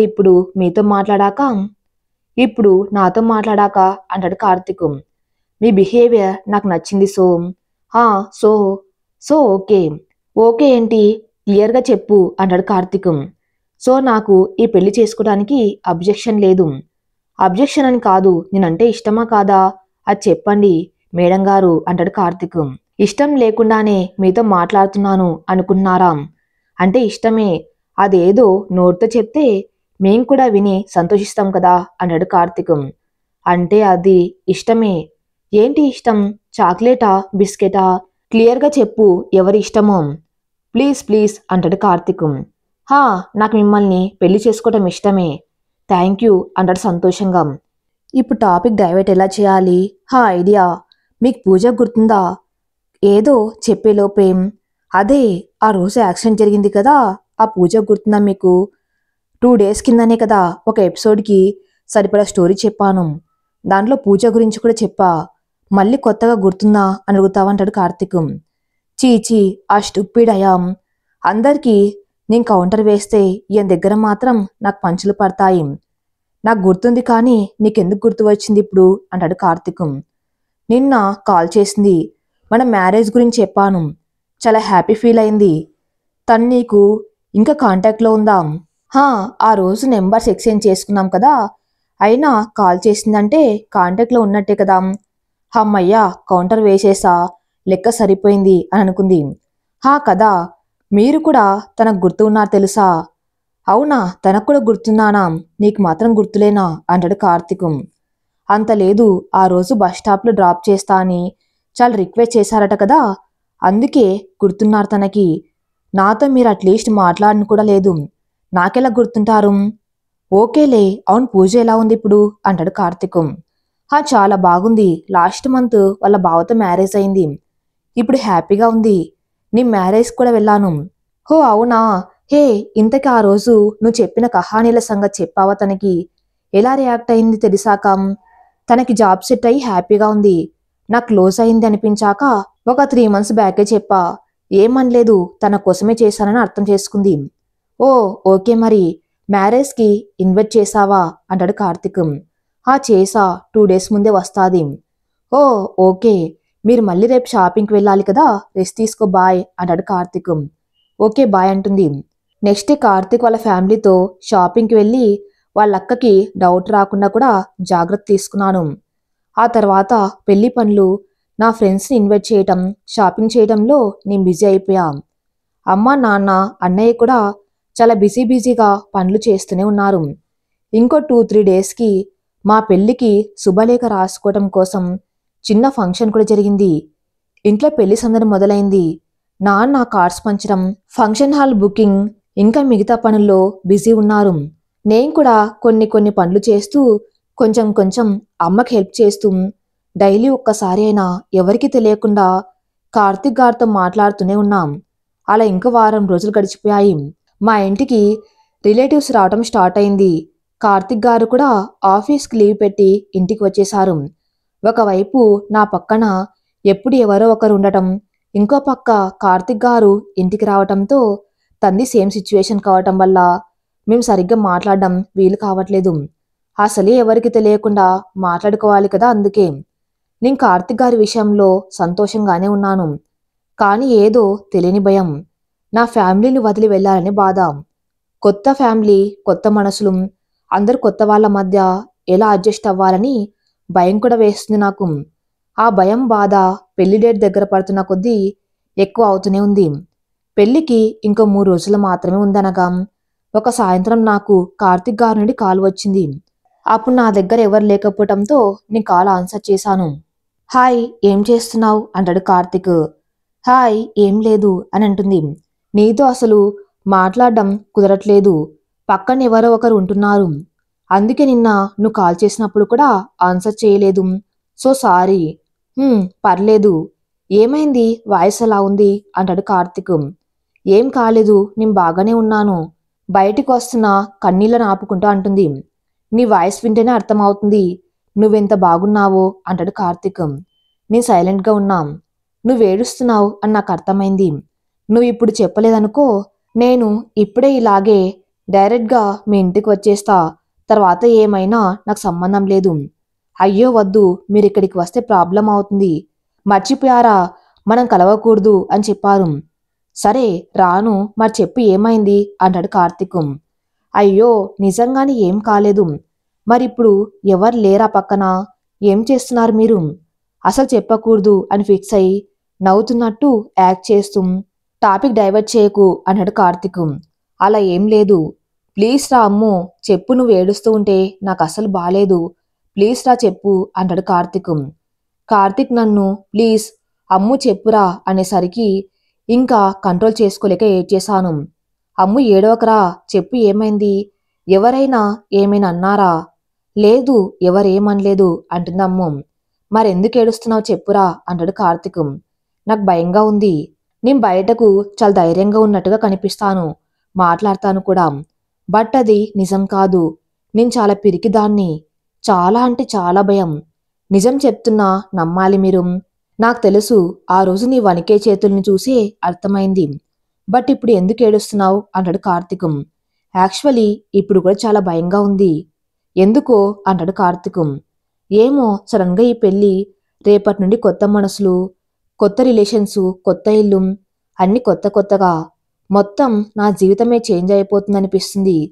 నేను నీకు తెలుసు కదా, నేను నీతోనే ఉంటాను కదా, ఎందుకంత భయపడుతున్నావు? కానీ అంత భయపడకు. I will be there for you. And నువ్వు ఏం వేరే గ్రహానికి కూడా వెళ్ళట్లేదు. ఇక్కడ కారెక్కితే సరిగ్గా 2 గంటల్లో మీ ఇంట్లో ఉంటావు. అనుకోండి అంటుందమ్ము. నేను అన్నీ చూసుకుంటా. యూ ట్రస్ట్ మీ రైట్ అంటాడు కార్తిక్. మీ గురించి నాకు తెలుసు. అండ్ నేను నాకంటే ఎక్కువగా మిమ్మల్ని నమ్ముతున్నాను. బట్ ఎందుకో ఎక్కడో నాకు భయంగా కూడా ఉంది అని అంటుందమ్ము. నువ్వు నన్ను నిజంగా నమ్మితే అసలు ప్రజెంట్ నువ్వు నీ మనసులో ఏమనుకుంటున్నావో, ఎందుకు బాధపడుతున్నావో మొత్తం క్లియర్గా చెప్పు. ఇదంతా ఇంత తొందరగా జరుగుతుంది.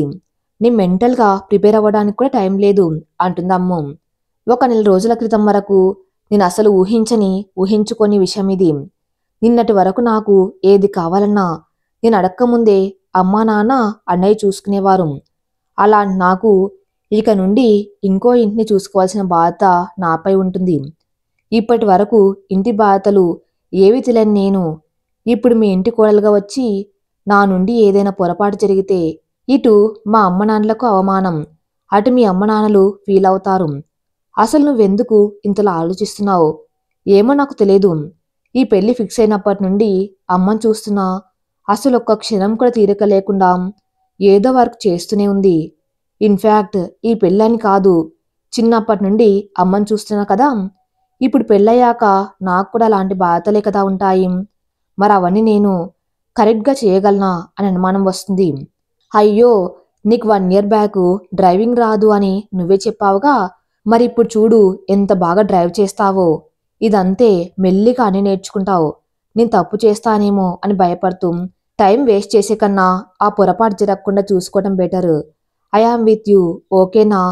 అని నాకు వంట కూడా పూర్తిగా రాదు, ఇంకా ఇంట్లో పనులు కూడా పూర్తిగా రావు అంటుందమ్ము. హే, నాకు వంట మనిషి పని మనిషి కావాలని పెళ్లి చేసుకోవట్లేదు. నా జీవితాన్ని పంచుకోవటానికి, నా ఈ జీవిత ప్రయాణంలో నాకు తోడుగా, నా కోసం నాతో ఉండడానికి నా మనిషి, నాకు మాత్రమే సొంతమైన మనిషి కావాలని పెళ్లి చేసుకుంటున్నాం అని నాకు తెలుసు. పెళ్ళంటే ఒక ఆడపిల్లకు ఎన్ని భయాలు ఉంటాయో. నాకు ఒక అక్క ఉంది. తన పెళ్ళప్పుడు తనెంత భయపడిందో నేను చూశాను. కానీ నీకు ఎలాంటి ప్రాబ్లం లేకుండా చూసుకునే బాధ నాది. Thank you అంటుందమ్ము. అండ్ ఇప్పుడు చెప్తున్నా విను. I love you. లైఫ్లో ఎలాంటి సిచ్యువేషన్ వచ్చినా, ఏది ఏమైనా నేను నీతోనే ఉంటాం. నీకు తోడుగానే ఉంటా నా ప్రాణం పోయే వరకు. నా ఒపీనియన్లో ప్రేమించడం అంటే అవతలి వాళ్ళు నవ్వితే నవ్వటం మాత్రమే కాదు, ఏడిస్తే ఏడవటం, ఏడవకుండా చూసుకోగలడం కూడా. నేను నిన్ను అలాగే చూసుకోవాలి అనుకుంటున్నాను. సంతోషంగా ఉంటుందమ్ము. కానీ ఒక్కటి, నాకు నిన్నటి వరకు నవ్వుతూ నవ్విస్తూ సరదాగా ఉంటూ పంచులు వేసే అమ్మునే ఇష్టం. ఇలా ఏడ్చే అమూల్య ఇష్టం లేదు.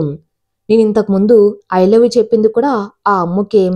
లైఫ్ లాంగ్ అలా నవ్వుతూనే ఉంటావు కదా అంటాడు కార్తీక్. అమ్ము నవ్వుతుంది. దట్స్ గుడ్ అంటాడు కార్తీక్. ఇంతలో నన్ను అమ్మ పిలుస్తుంది అని ఎవరు చెప్పడంతో, అమ్మ పిలుస్తుంది నీ మళ్ళీ మాట్లాడతా అంటుంది అమ్ము. ఓకే బట్ నువ్వు నాకు ఆన్సర్ చెప్పలేదు అంటాడు కార్తీక్. దేనికి? ఇక్కడి నుండి పైనకి నా 4th డైలాగ్లో ఒకటి చెప్పాం, మళ్ళీ నెక్స్ట్ మాటలో కూడా దాన్ని రిపీట్ చేసా.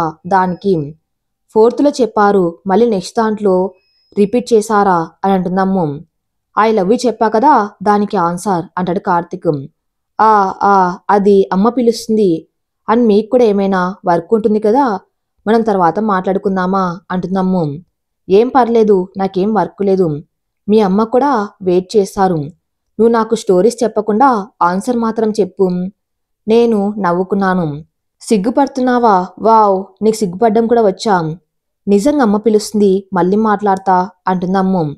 అయితే ఇప్పుడు నువ్వు చెప్పకు ఆన్సర్, నేను ఇప్పుడే మీ ఇంటికి వస్తాం.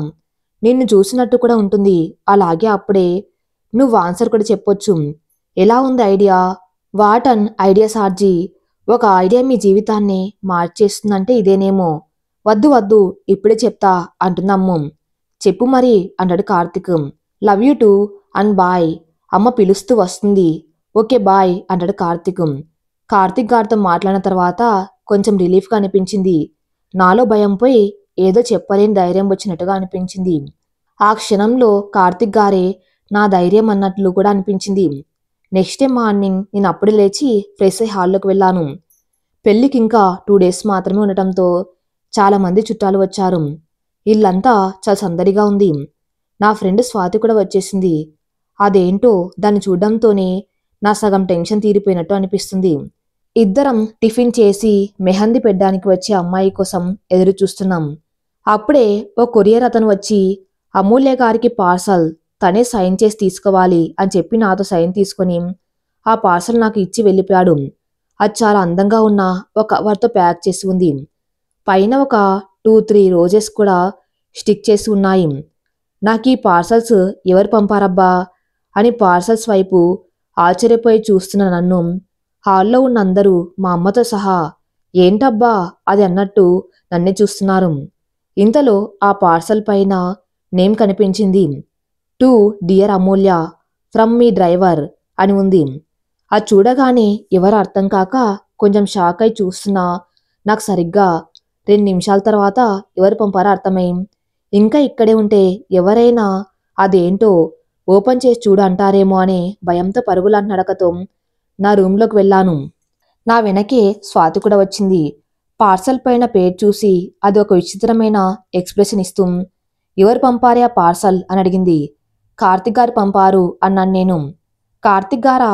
మరక్కడ డ్రైవర్ అని ఉంది అంటుంది స్వాతి. హా, మేబీ ఎవరికి అర్థం కాకూడదు అని డ్రైవర్ అని రాశారనుకుంటా. It's like code word. మరీ నీకు ఎలా అర్థమైంది? అసలు డ్రైవర్ అనేది కోడ్ వర్డ్ ఏంటి అంటుంది స్వాతి. నేను కార్తిక్ గారిని 1 ఇయర్ బ్యాక్ డ్రైవర్ అనుకోవటం, కార్తిక్ గారు అప్పుడప్పుడు నేను మీ డ్రైవర్ని మేడం అని అనడం కూడా చెప్పి అందుకే వాళ్ళు రాసి ఉంటారని చెప్పాను. మరీ డ్రైవర్ అనుకోవడం ఏంటే బాబు అంటూ పొట్ట పట్టుకుని 5 నిమిషాల వరకు నవ్వుతూ నన్ను కామెంట్ చేస్తూనే ఉంది. అది వాళ్ళు నవ్వుతూ ఉంటే నాకు నవ్వొచ్చింది. కానీ నేను సైలెంట్గా ఉంటే అది ఇంకా ఎక్కువ ఏడిపిస్తుంది అని, నువ్వు నవ్వుతూనే ఉండు, నేను వెళ్ళిపోతాను, ఇంకెప్పుడు నీతో మాట్లాడను అని చెప్పి కొంచెం కోపంగా. స్వాతి సరేలే నవ్వను కానీ ఫస్ట్ ఆ పార్సల్ ఓపెన్ చెయ్యి, మా అన్నగారు ఏం పంపారో చూద్దాం. ఆ పార్సల్ ఓపెన్ చేయగానే ఒక గిఫ్ట్ బాక్స్ ఉంది. ఓపెన్ చేసి చూస్తే అందులో ఒక గ్లాస్తో చేసిన రెక్టాంగులర్ బాక్స్లో 2 రిప్లికా డాల్స్, ఒకటి నాలా ఇంకొకటి కార్తిక్ గారిలా ఉన్నాయి. నాలా ఉన్న డాల్ నిల్చొని, కార్తిక్ గారిలో ఉన్న డాల్ తన నీస్ పైన కూర్చొని నా చేతులు పట్టుకుని నా ప్రామిస్ చేస్తున్నట్టుగా ఉంది. కార్తిక్ నా ఎదురుగా తన నీస్ పైన కూర్చొని నా చేతిని పట్టుకొని నాకు ప్రామిస్ చేస్తున్నట్టుగా ఉంది. ఆ డాల్స్ పక్కన మిగిలిన ప్లేస్లో కొన్ని చిన్న చిన్న గోల్డ్ ప్లేటెడ్ రోజ్ ఫ్లవర్స్తో చాలా అందంగా ఉంది. అదే బాక్స్లో ఒకవైపు I promise I will always be there for you until my last breath no matter what it is and లోపల గ్లాస్ పైన గోల్డ్ కలర్ లెటర్స్తో ప్రింట్ చేసి ఉంది. అది చూడగానే నా కళ్ళల్లో నీళ్లు వచ్చేసాయి. చాలా హ్యాపీగా అనిపించింది ఆ గిఫ్ట్ ఇంకా ఆ ప్రామిస్ చూసి. వెంటనే కాల్ చేశా కార్తిక్ గారికి. కానీ తను కాల్ లిఫ్ట్ చేయలేదు. సాయంత్రం 5:30. ఇంట్లో అందరు బిజీగా ఉన్నారు. కార్తిక్ గారికి మళ్ళీ కాల్ చేసి మాట్లాడదాం, థ్యాంక్స్ చెప్దాం అనుకుంటే నా 2 చేతులకు మెహందీ పెట్టి ఉంది. ఎలా కాల్ చేయాలి? ప్లీజ్ దేవుడా నువ్వే ఏదో ఒకటి చేయాలి అని అనుకున్నాను. లేదు. రింగ్ అవుతున్న నా ఫోన్ని చూసుకుంటూ నా వైపే వస్తూ కనిపించింది స్వాతి. ఎవరు ఫోను అన్నాను నేను. మా అన్న అలియాస్ మీ హీరో అంది స్వాతి. నేను నా చేతులు చూపించా ఎలా మాట్లాడాలి అన్నట్టుగా. నేనున్నా కదా అంటూ ఫోన్ ఆన్సర్ చేసి నా చెవి దగ్గర పెట్టి పక్కనే నించుంది స్వాతి. హాయ్ అన్నాడు Karthik. Hi and thank you అన్నా నేను. ఎందుకు అన్నాడు కార్తిక్. గిఫ్ట్ కోసం. అలా అయితే గిఫ్ట్ రిటర్న్ పంపించేయి, నీ థ్యాంక్స్ నాకేం వద్దు అన్నాడు Karthik. Okay okay no thanks అన్నాను నేను. దట్స్ గుడ్ అన్నాడు కార్తిక్. గిఫ్ట్ చాలా బాగుంది, నాకు చాలా నచ్చింది అన్నాను నేను. థ్యాంక్ యూ అన్నాడు కార్తిక్. భయం పోయిందా మరి అన్నాడు కార్తిక్. అన్నాను నేను. నువ్వు చాలా భయపడుతున్నావు నాకు అర్థమైంది. కొత్త లైఫ్లోకి వెళ్తున్నప్పుడు అలానే ఉంటుంది. ఈవెన్ నాకు కూడా కొంచెం టెన్షన్గానే ఉంది. బట్ నువ్వు నా లైఫ్లోకి వస్తున్నావనే హ్యాపీనెస్ ముందు ఆ టెన్షన్ చాలా చిన్నదిగా అనిపిస్తుంది. నువ్వు కూడా పెళ్లిలో ఏ భయం లేకుండా సంతోషంతో ఉంటే చూడాలి అనుకుంటున్నాం. తప్పకుండా. ఇంకా ఏదో అలజడిగా ఉన్నా మీతో మాట్లాడుతున్నంతసేపు నేను అన్ని టెన్షన్స్ మర్చిపోతున్నాను. మీరే నాకు ధైర్యంలో అనిపిస్తున్నారు కార్తిక్ అన్నాడు మనసులో. ఓకే ఇంకా అన్నాడు కార్తిక్. ఓకే నేను మళ్ళీ మాట్లాడతా మరి. పాపం స్వాతి ఫోన్ పట్టుకుని నించుంది అన్నాను నేను. ఎందుకలా అన్నాడు కార్తిక్. నా చేతులకు మెహందీ ఉంది, సో మీతో మాట్లాడడానికి స్వాతి కూడా హెల్ప్ చేస్తుంది. ఓకే బాయ్, రెస్ట్ తీసుకోం. అండ్ మేబీ పెళ్లి వరకు మాట్లాడడం కుదరదనుకుంటాం. అందరూ రిలేటివ్స్ వచ్చారు. అసలే మనం దొంగతనంగా మాట్లాడాలి కదా అన్నాడు కార్తిక్. అవును నాకు కూడా అదే అనిపిస్తుంది. ఓకే మరి బాయ్. అండ్ మా స్వాతి సిస్టర్కి హాయ్, ఇంకా థ్యాంక్స్ కూడా చెప్పు ఇంతసేపు ఫోన్ పట్టుకుని ఉన్నందుకు. ఓకే చెప్తా అండ్ బాయ్ అన్నాను నేను. పెళ్లికి ఒక రోజు ముందు ఇంటికి చాలా మంది రిలేటివ్స్ వచ్చారు. ఇల్లంతా సందడిగా ఉంది. పూజ కూడా వచ్చేసింది. మా కజిన్స్ అందరూ వచ్చేసారు. నన్ను అందరూ ఏడిపిస్తున్నారు కూడా. ఆకాష్ అన్నయ్య వాళ్ళు, రిషి అన్నయ్య వాళ్ళు కూడా వచ్చేసారు, చిన్ని బండితో సహా. చిన్ని బండిని చూడగానే నాకు చాలా నవ్వు వచ్చేసింది. ఆ రోజు నేను నా పిల్లలని చెప్పిన అబద్ధం గుర్తొచ్చి ఆ తర్వాత నన్ను పెళ్లి కూతుర్ని చేసి ఫంక్షన్ జరిగిపోయింది. ఇంకా ఏవేవో చిన్న ఫంక్షన్స్ జరిగాక ఈవినింగ్ టైంలో పెద్దవాళ్ళందరూ హాల్లో ఏవో అరేంజ్మెంట్ చేస్తున్నారు. నేను బాల్కన్లో ఉన్నాను. నన్ను ఏడిపించడానికి అన్నట్టు మా కజిన్స్ అంతా నా దగ్గరికి వచ్చేసారు. యాక్చువల్లీ నేను వాళ్ళ పెళ్ళిళ్ళప్పుడు చాలా ఏడిపించాను. ఈవెన్ కొందరిని అయితే ఆంటీ అని కూడా పిలిచాం. ఆ రివెంజ్ కోసం ట్రై చేస్తున్నారు వాళ్ళు. అమ్ము ఫస్ట్ టైం నువ్వు నాకు అమ్మాయిలా కనిపిస్తున్నావు అన్నాడు ఆకాష్ అన్నాం. నేను కోపంతో చూసాం. పాపం కార్తిక్ అన్నారు రిషి అన్నాం. వాడికి ఏమైందిరా ఇప్పుడు అన్నాడు ఆకాశం. అంత మెల్లగా ఏమైంది అని అడుగుతున్నావేంటి? ఈ రాకాశని పెళ్లి చేసుకున్నాడుగా అన్నారు రిషి. నేను కోపంగా చూస్తున్నాం. పాపం రా, ఇది వాడిని పెళ్లికి ముందే ఏడిపించింది. ఇక పెళ్లి అయితే వాడి పరిస్థితి ఏంటో తలుచుకుంటేనే నాకు భయమేస్తుంది. వాడెందుకు ఏడ్చాడ్రా అన్నాడు ఆకాశం. కార్తిక్ ఎందుకు ఏడ్చాడు అంది పూజ. అక్కడ ఉన్న మా తొట్టి గ్యాంగ్ అందరం కార్తిక్ ఎందుకు ఏడ్చాడు? దేవుడా, వీళ్ళకేంటి ఇంత ఎక్సైట్మెంటు? ఈ రిషి అన్న ఇప్పుడు ఆ టాపిక్ తీసుకురావటం అవసరమా? వీడు నా పరువు తీయటానికి పుట్టినట్టే ఉన్నాడు అనుకున్న నేను. చెప్పాలా అన్నట్టు చూస్తున్నాడు నా వైపు రిషి. లోపల కోపంగా ఉన్నా కానీ ఇప్పుడు నేను రియాక్ట్ అయితే మ్యాటర్ అంతా లీక్ అయిపోతుందనుకొని సైలెంట్ అయిపోయి ప్లీజ్ వద్దు అని రిక్వెస్ట్గా చూసాం. పాపం ఏమనుకున్నాడో ఏమో అసలు విషయం చెప్పకుండా ఏదో కవర్ చేసేశాడు. కొంచెం సేపటి తర్వాత రే రిషి, కవర్ చేసింది చాలు, ఇప్పుడు నిజం చెప్పు అని మెల్లగా ఎవరికి వినపడకుండా అడిగాడు. కానీ రిషి అన్న నా పక్కన ఉండటం వల్ల నాకు వినిపించింది. నా వైపు చూశాడు. చెప్పాలా అన్నట్టుగా రిషి అన్నాం. రే, దాన్ని ఎందుకు చూస్తున్నావు? దాని పర్మిషన్ అవసరం లేదు, నువ్వు చెప్పు అన్నాడు ఆకాష్ అన్నాం. సూర్య అన్న నా ఓన్ బ్రదర్. అప్పుడే అక్కడికి వస్తూ ఏంటి సీరియస్ డిస్కషన్ ఇక్కడ? ఆకాష్ అన్న కార్తిక్ ఏడ్చాడట. ఎందుకని అడిగితే ఈ రిషిగాడు చెప్పట్లేదు, ఇంకెందుకు దీన్ని చేసుకోవాల్సి వస్తుందని ఏడ్చి ఉంటాడు అన్నాడు సూర్య. నేను కోపంగా చూస్తున్నాం. అది కాదురా, నేను చెప్తాను అని మొత్తం చెప్పేశాడు. నా ఓవర్ యాక్టింగ్, నా అబద్ధాలు విని కార్తిక్ నిజం అనుకొని ఫీల్ అవ్వటం, ఆకాష్ అన్న సూర్య అన్న అదంతా విని చాలా నవ్వారు. తర్వాత నన్ను ఏడిపించారు. పాపం కార్తిక్ అంటూ. అప్పుడే ఆకాష్ అన్నకి కార్తిక్ నుండి కాల్ వచ్చింది. హలో బావగారు చెప్పండి అన్నాడు ఆకాశం. ఏంట్రా బాగా మర్యాద ఇస్తున్నావు అన్నాడు కార్తిక్. మా రాకాశ్ ఇక్కడే ఉంది, నీకు మర్యాద ఇవ్వకపోతే ఫీల్ అవుతుందేమో అని అన్నాడు ఆకాశం. తను అలా ఏం ఫీల్ అవ్వదు, కానీ నువ్వు తన్ని ఇంకోసారి రాకాశి అనకు, నేను ఫీల్ అవుతా అన్నాడు కార్తిక్. అబ్బో సరే సార్, మీ మేడంకి రెస్పెక్ట్ ఇచ్చి మాట్లాడతాం అన్నాడు ఆకాశం. గుడ్, ఆ రెస్పెక్ట్ అలానే మెయింటైన్ చెయ్యి. Okay sir. ఏంట్రా ఏమన్నాడు వాడు? మన ఈ అమెరికా ప్రెసిడెంట్ గారు లండన్ యువరాణి గారికి రెస్పెక్ట్ ఇవ్వమని ఆర్డర్ వేస్తున్నాడు అన్నాడు ఆకాశం. రిషి సూర్య అబ్బో. రిషి ఫోన్ తీసుకుని కార్తిక్తో, అయినా ఇప్పుడు ఎందుకు కాల్ చేసావురా? కొంపదీసి పెళ్లి ఇష్టం లేదు అని చెప్తావా ఏంటి అన్నారు రిషి. ఆకాష్ సూర్య ఆలోచిస్తున్నారు. కార్తిక్, ఒరే చంపేస్తా నిన్ను, మన ఫ్రెండ్స్ రేపు వస్తారు, మీరు వాళ్ళని రిసీవ్ చేసుకోవడానికి స్టేషన్కి వెళ్ళండి అని చెప్పడానికి కాల్ చేశాం. ఓ అదా, అవన్నీ చూసుకుంటా బావగారు, మీరు ప్రశాంతంగా ఉండండి అన్నాడు ఆకాశం. సమయం లేదు మిత్రమా, ఈ పెళ్లి గురించి మళ్ళీ ఒకసారి ఆలోచించు. బావ బ్రతుకు కోరేవాడే బామర్ది అంటారు. నువ్వు నా బావవి అయి నరకంలోకి వెళ్ళడం నేను తట్టుకోలేకపోతున్నా. నీకు ఈ రాకాసి వద్దురా, ప్లీజ్ రా అంటున్నారు రిషి. కోపం వచ్చేసి గట్టిగా చేతి పైన గిల్లేశాం. రాక్షసి అన్నారు రిషి. ఇక చాలు నీ జోకులు, నాకు పని ఉంది బాయ్ అండ్ ఒకసారి ఎవరు చూడకుండా అమ్మకి ఫోన్ ఇవ్వరా ప్లీజ్ అన్నాడు కార్తిక్. ప్రిన్సెస్ గారు, ప్రెసిడెంట్ గారు మీతో మాట్లాడతారట అన్నారు రిషి కొంచెం పక్కకు వచ్చి. హాయ్ హాయ్, ఆ రిషిగాడు జోక్ చేస్తున్నాడు, నువ్వు ఫీల్ అవ్వకు, వాడికి నువ్వంటే చాలా ఇష్టం అన్నాడు కార్తిక్.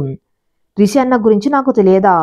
పైనకి అలా ఏడిపిస్తాడు, కానీ నేనంటే చాలా ఇష్టం వాడికి. వాడు నా అన్న, నీ అన్ననే, బట్ నా బెస్ట్ ఫ్రెండ్ కూడా కదా, అందుకే చెప్తున్నా అంటాడు కార్తిక్. ఓకే బాయ్, రేపు నిన్ను చూడడం కోసం వెయిట్ చేస్తూ ఉంటా అంటాడు కార్తిక్. ఓకే బాయ్ అంటుంది.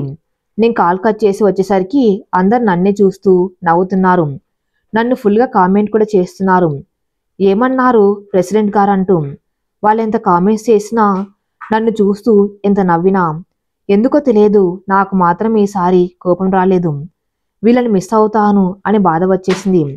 అలా సరదాగా చాలాసేపు మాట్లాడుకున్నాక, నన్నందరూ ఏడిపించాక లోపలికి వెళ్ళి డిన్నర్ చేసి మార్నింగ్ ఎర్లీగా లేవాలి అని మా అమ్మ వార్నింగ్ ఇవ్వటంతో వెళ్ళి పడుకున్నాము అన్న మాటే గాని అస్సలు నిద్ర పడట్లేదు.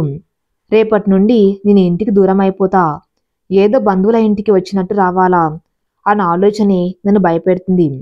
ఈ ఒక్కరోజు నా లైఫ్ ఎంత చేంజ్ అవుతుంది. రేపటి నుండి నేను ఇంకో కుటుంబంలో భాగమైపోతాను. నా పేరు, ఇంటి పేరు అన్నీ మారిపోతాయి. నిన్నటి వరకు మిస్ అమూల్య అని పిలిచిన వాళ్ళు రేపటి నుండి మిసెస్ అమూల్య కార్తిక్ అని పిలుస్తారు. ఒకవైపు నా సంతోషంలో, బాధలో, కష్టంలో, సుఖంలో తోడుగా ఉండడానికి, నా లైఫ్ని పంచుకోవడానికి నాకు నా మనిషి, నాకు మాత్రమే సొంతమయ్యే మనిషి దొరుకుతున్నాడు అని ఆనందంగా ఉన్నాం. ఇంకోవైపు బాధగానూ ఉంది. నా లైఫ్లో జరుగుతున్న సడన్ చేంజెస్ వల్ల, ఇంకా పెళ్లి వల్ల వచ్చే కొత్త బంధాలు, కొత్త బాధలు, కొత్త బంధుత్వాలు నేను సరిగ్గా నెరవేర్చగలనా అనే అనుమానంతో కలిగిన భయం వల్ల వచ్చిన బాధ అది. అలా ఆలోచిస్తూనే పడుకున్నాను, కానీ నిద్ర పట్టట్లేదు. పెళ్లి రోజు తెల్లవారుజామున 4 గంటలకు. అలా ఒక నెల రోజుల్లోనే నా పెళ్లి ఫిక్స్ అయింది. కొంచెం సంతోషంగా, కొంచెం భయంగా, కొంచెం బాధగా ఉంది. ఈ నెల రోజుల్లో జరిగిందంతా తలుచుకుంటూ ఆలోచనలో ఉన్న నన్ను అమ్మ పెద్దమ్మ తొందర పెట్టడంతో ఆలోచనలో నుండి బయటకు వచ్చి ఫ్రెష్ అప్ అవడానికి లోపలికి వెళ్ళాను. తర్వాత మా ఇంట్లో కొన్ని పూజలు, ఫార్మాలిటీస్ పూర్తి చేసుకుని ఫంక్షన్ హాల్కి స్టార్ట్ అయ్యాం. రెడీ అయ్యాక పంతులు గారు నాతో గౌరీ పూజ చేయించారు. గౌరీ పూజ తర్వాత కార్తీక్ వాళ్ళ అమ్మగారు, వాళ్ళ సిస్టర్ ఇంకా కొంతమంది వచ్చి నాకు పెళ్లి చీర, నగలు ఇంకా ఏవేవో పెట్టి వెళ్ళారు. కార్తీక్ గారక్క నా చేతిలో చీర ఉన్న బాక్స్ పెట్టి నా చెవిలో ఈ బాక్స్ నువ్వే ఓపెన్ చేయి అని చెప్పి నవ్వారు. అలా ఎందుకు చెప్పారో అర్థం కాకపోయినా సరే అని చెప్పా. ఎందుకలా అన్నారా అని ఆలోచిస్తూ ఇంకా 20 నిమిషాల్లో పెళ్లి స్టార్ట్ అవుతుంది, నువ్వు తొందరగా రెడీ రామ్మా అని మా అత్తగారు చెప్పటంతో స్వాతి, పూజ ఇంకా మా వదనలు నన్ను రెడీ చేయడానికి తీసుకువెళ్లారు. ఆ బాక్స్ నన్నే ఓపెన్ చేయమని చెప్పింది గుర్తొచ్చి బాక్స్ ఓపెన్ చేసిన నాకు చీరలో ఒక కార్డ్ దొరికింది. అందులో welcome to my life, waiting to see you Karthik అని ఉంది. అది చూసి స్వాతి, పూజ నన్ను నేర్పించడం స్టార్ట్ చేశారు. వాళ్ళు చెప్పిన టైం అయిపోవడంతో తొందరగా పెళ్లి చీరలో రెడీ అయిపోయా. నాకు నేనే చాలా అందంగా కనిపించాం పెళ్లి కూతురు అలంకరణలో. అలా పెళ్లి కూతురులా రెడీ అయిన నన్ను చూసి అమ్మ నన్ను పట్టుకుని ఏడ్చేసింది సంతోషంతో. తర్వాత నన్ను మండపంలోకి తీసుకువెళ్లారు. ఆ మండపం చాలా అందంగా డెకరేట్ చేసి ఉంది. నన్ను మా అమ్మ నాన్న మధ్యలో కూర్చోపెట్టారు. నా ఎదురుగా కార్తిక్ గారు ఉన్నారు అని తెలుస్తుంది. కానీ మా ఇద్దరి మధ్య అడ్డుతెర ఉండడం వల్ల నాకు తనకు నేను కూడా కనిపించట్లేదు. కన్యాదానం స్టార్ట్ అయింది. పంతులు గారు ఏవో మంత్రాలు, శ్లోకాలు చదువుతున్నారు. మా అమ్మ నాన్న కార్తిక్ గారి కాళ్ళు కడుగుతూ ఉండగా పంతులు గారు ఈ కన్యాదాన సమయంలో మాత్రమే పెళ్లి కుమార్తె తండ్రి గారు తనకంటే చిన్నవాడైన పెళ్లి కుమారుని కాళ్ళు కడిగి ఆ నీళ్లను తన తలపై చల్లుకోవడానికి వేదం అభ్యంతరం చెప్పదు. ఎందుకంటే పెళ్లి రోజు తన కుమార్తెను ఆ లక్ష్మీదేవిలా అనుకుని అబ్బాయిని సాక్షాత్తు విష్ణుమూర్తి స్వరూపంగా భావించి గౌరవంతో కాళ్ళు కడుగుతారు.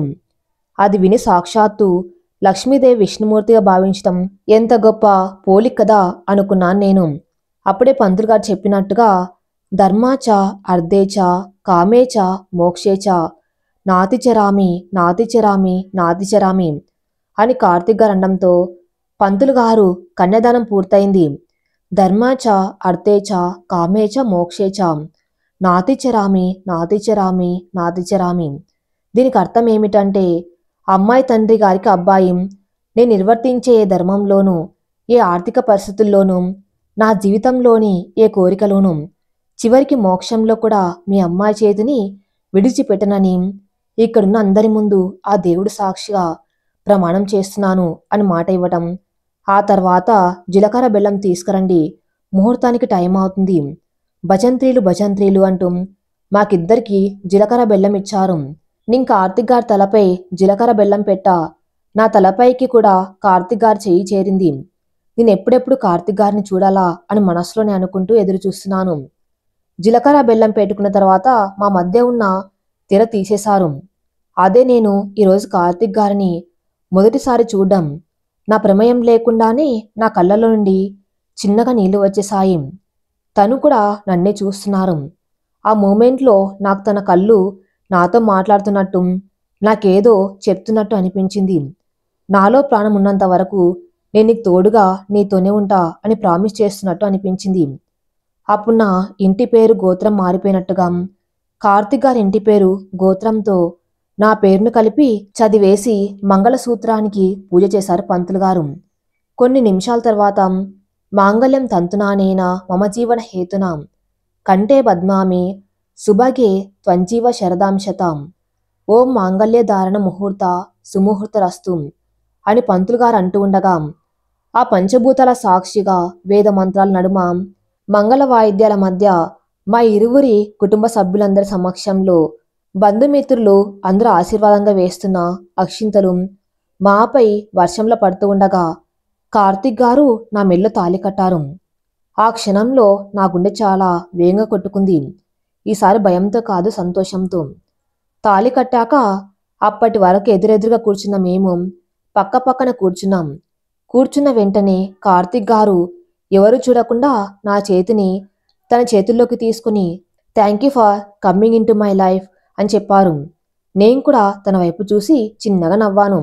కొంచెం సేపటి తర్వాత మమ్మల్ని ఫంక్షన్ హాల్ ఎంట్రన్స్ దగ్గర తీసుకువెళ్లారు అరుంధతి నక్షత్రం చూపించడానికి. మాతో పాటు స్వాతి, పూజ, రిషి అన్న, సూర్య అన్న, ఆకాష్ అన్న, ఇంకా మా తొట్టి గ్యాంగ్ మొత్తం, కార్తిక్ గారి కజిన్స్ అందరు కూడా వచ్చేశారు. పంతులు గారు, బాబు అమ్మాయికి అరుంధతి నక్షత్రం చూపించు, బావగారు పట్టపగల నక్షత్రాలు ఎలా చూపించాలి అని అడిగారు.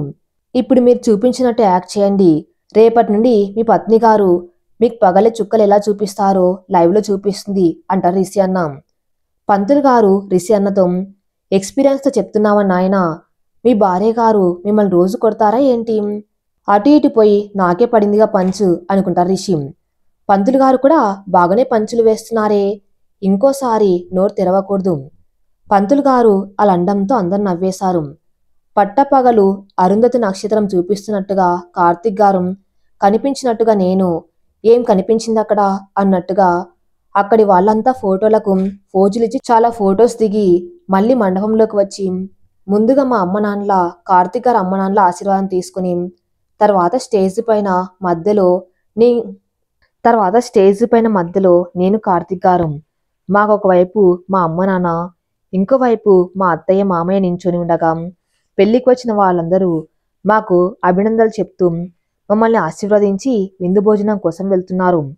తర్వాత అందరం కలిసి చాలా ఫొటోస్ దిగేసి మా ఇద్దరి ఫ్యామిలీ అందరం కలిసి స్పెషల్గా అరేంజ్ చేసిన ప్లేస్లో లంచ్ కూడా చేసేసి మేము, కార్తిక్ కజిన్స్, నా కజిన్స్ అందరం స్టేజ్ పైనే సెటిల్ అయ్యాం. అమ్మ వాళ్ళందరూ ఇంకా ఏవో అరేంజ్మెంట్ చేస్తున్నారు. మా తొట్టి గ్యాంగ్ అంతా కార్తిక్ గారితో మాట్లాడుతున్నారు, సరదాగా కామెంట్స్ కూడా చేస్తున్నారు. అలా చాలా సేపటి తర్వాత మళ్ళీ ఒక్కో పనిలో ఉన్న అందరూ ఒక చోటుకు చేరుకున్నారు. ఈసారి అప్పగింతల కోసం మా నాన్న నా చేతిని తన చేతులతో కార్తిక్ గారికి, వాళ్ళ అమ్మ నాన్నలకి అప్పగిస్తూ, కార్తిక్ గారితో, బాబు నా కూతుర్ని చాలా గారాబంగా పెంచాను, తను కన్నీళ్లు పెట్టుకోకుండా చూసుకో బాబు అని వాళ్ళ అమ్మ నాన్నలతో, తను ఏదైనా తప్పు చేస్తే మీ కూతురే అనుకుని క్షమించండి అంటూ కళ్ళల్లో నీళ్ళు తెచ్చుకున్నారు. నాన్నని వాళ్ళు చూసేసరికి అప్పటి వరకు అతి కష్టం పైన ఆపుకున్న నా కన్నీళ్ళు ఇంకా ఆగలేక బయటికి వచ్చేసాయి. అమ్మ నన్ను పట్టుకొని చాలా ఏడ్చింది. అక్కడున్న ప్రతి ఒక్కరి కళ్ళల్లో కన్నీళ్లు చూసా నేను. రిషి అన్న, సూర్య అన్న, ఆకాష్ అన్న, పూజ, స్వాతి, మా వదినలు అందరు నన్ను దగ్గరకు తీసుకుని ఏడ్చేశారు.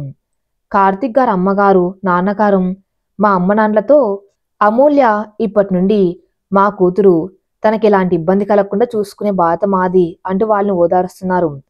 పంతులు గారు ముహూర్తం దాటిపోతుంది, తొందరగా బయలుదేరాలి అని తొందర పెట్టడంతో అలా ఏడుస్తూనే అమ్మ నాన్ని వదలలేక కార్తిక్ గారి ఫ్యామిలీతో బయలుదేరాను. మేము కార్తిక్ వాళ్ళ ఇంటికి వెళ్ళడానికి స్టార్ట్ అయ్యాము. కారులో నేను, కార్తిక్ గారు పక్క పక్కనే కూర్చున్నాం.